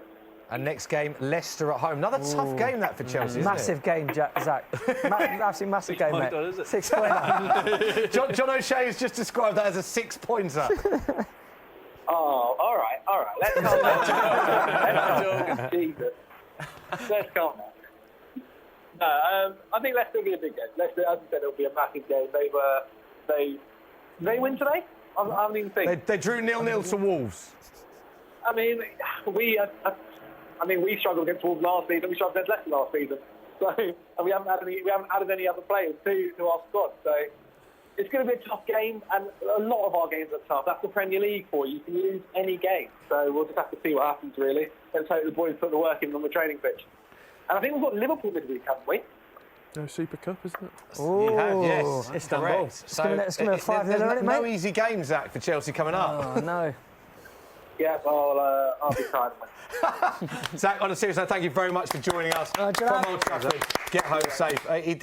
He sounded like he was more happy than I thought he would be. Yeah, I think Takes he's it all in stride. Is that just Zach? No, I think he's probably on the waters. I think he's had a few waters. Yeah.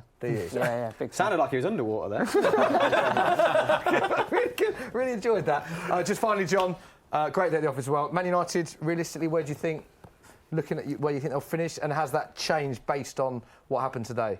No, I just think if they can compete solidly for the top 4, get into the top 4 comfortably, the new signings keep growing in stature like they had done today, and win the Europa League, win that competition, win a cup. Like, it's those type of things they should be aiming for.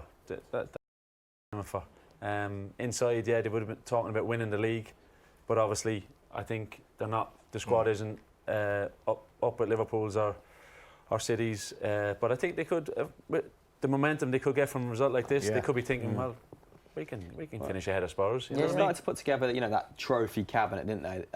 Building that winning mentality under Mourinho, but then he kind of fell out with the players. I don't envisage that happening with Solskjaer. So you think if they can find the same level of success, then internally the camp is going to be a little bit more, simpatico with one another. Without a doubt, and especially from what Rashford spoke about earlier on before the game today, about how settled everything was within the camp from the pre-season, from the players arriving. When you hear that as a ex-player, you're like, oh, that's genuine. It's genuine. Totally. And you can tell, obviously, from last season, Mourinho was looking for signings, looking for certain things, and it just felt unsettled. Edgy, it felt edgy. He'd spoken about it, so it's one. It's a good timing, wasn't it? He looks more annoyed, Simon, looking at shaking the head now. He looks more annoyed that they've won 4-0 than he's happy. Great performance by Paul Pogba. So just looking at shots a minute. Guys, that is all we've got time for. Thank you very much, John. Firstly, John, lucky opening for Man United. Will Brazier, always a pleasure. Brilliant work on Social Corner, as always. Chris and Dave, brilliant as well. Good day for your Gunners as well, Dave. Lovely, is worth pointing out. Good day for Man United. And we, of course, will be back next week. The Football Social is on at 2:45 next Saturday. Soccer and Football Daily YouTube channel. So we'll be looking at a host of games then.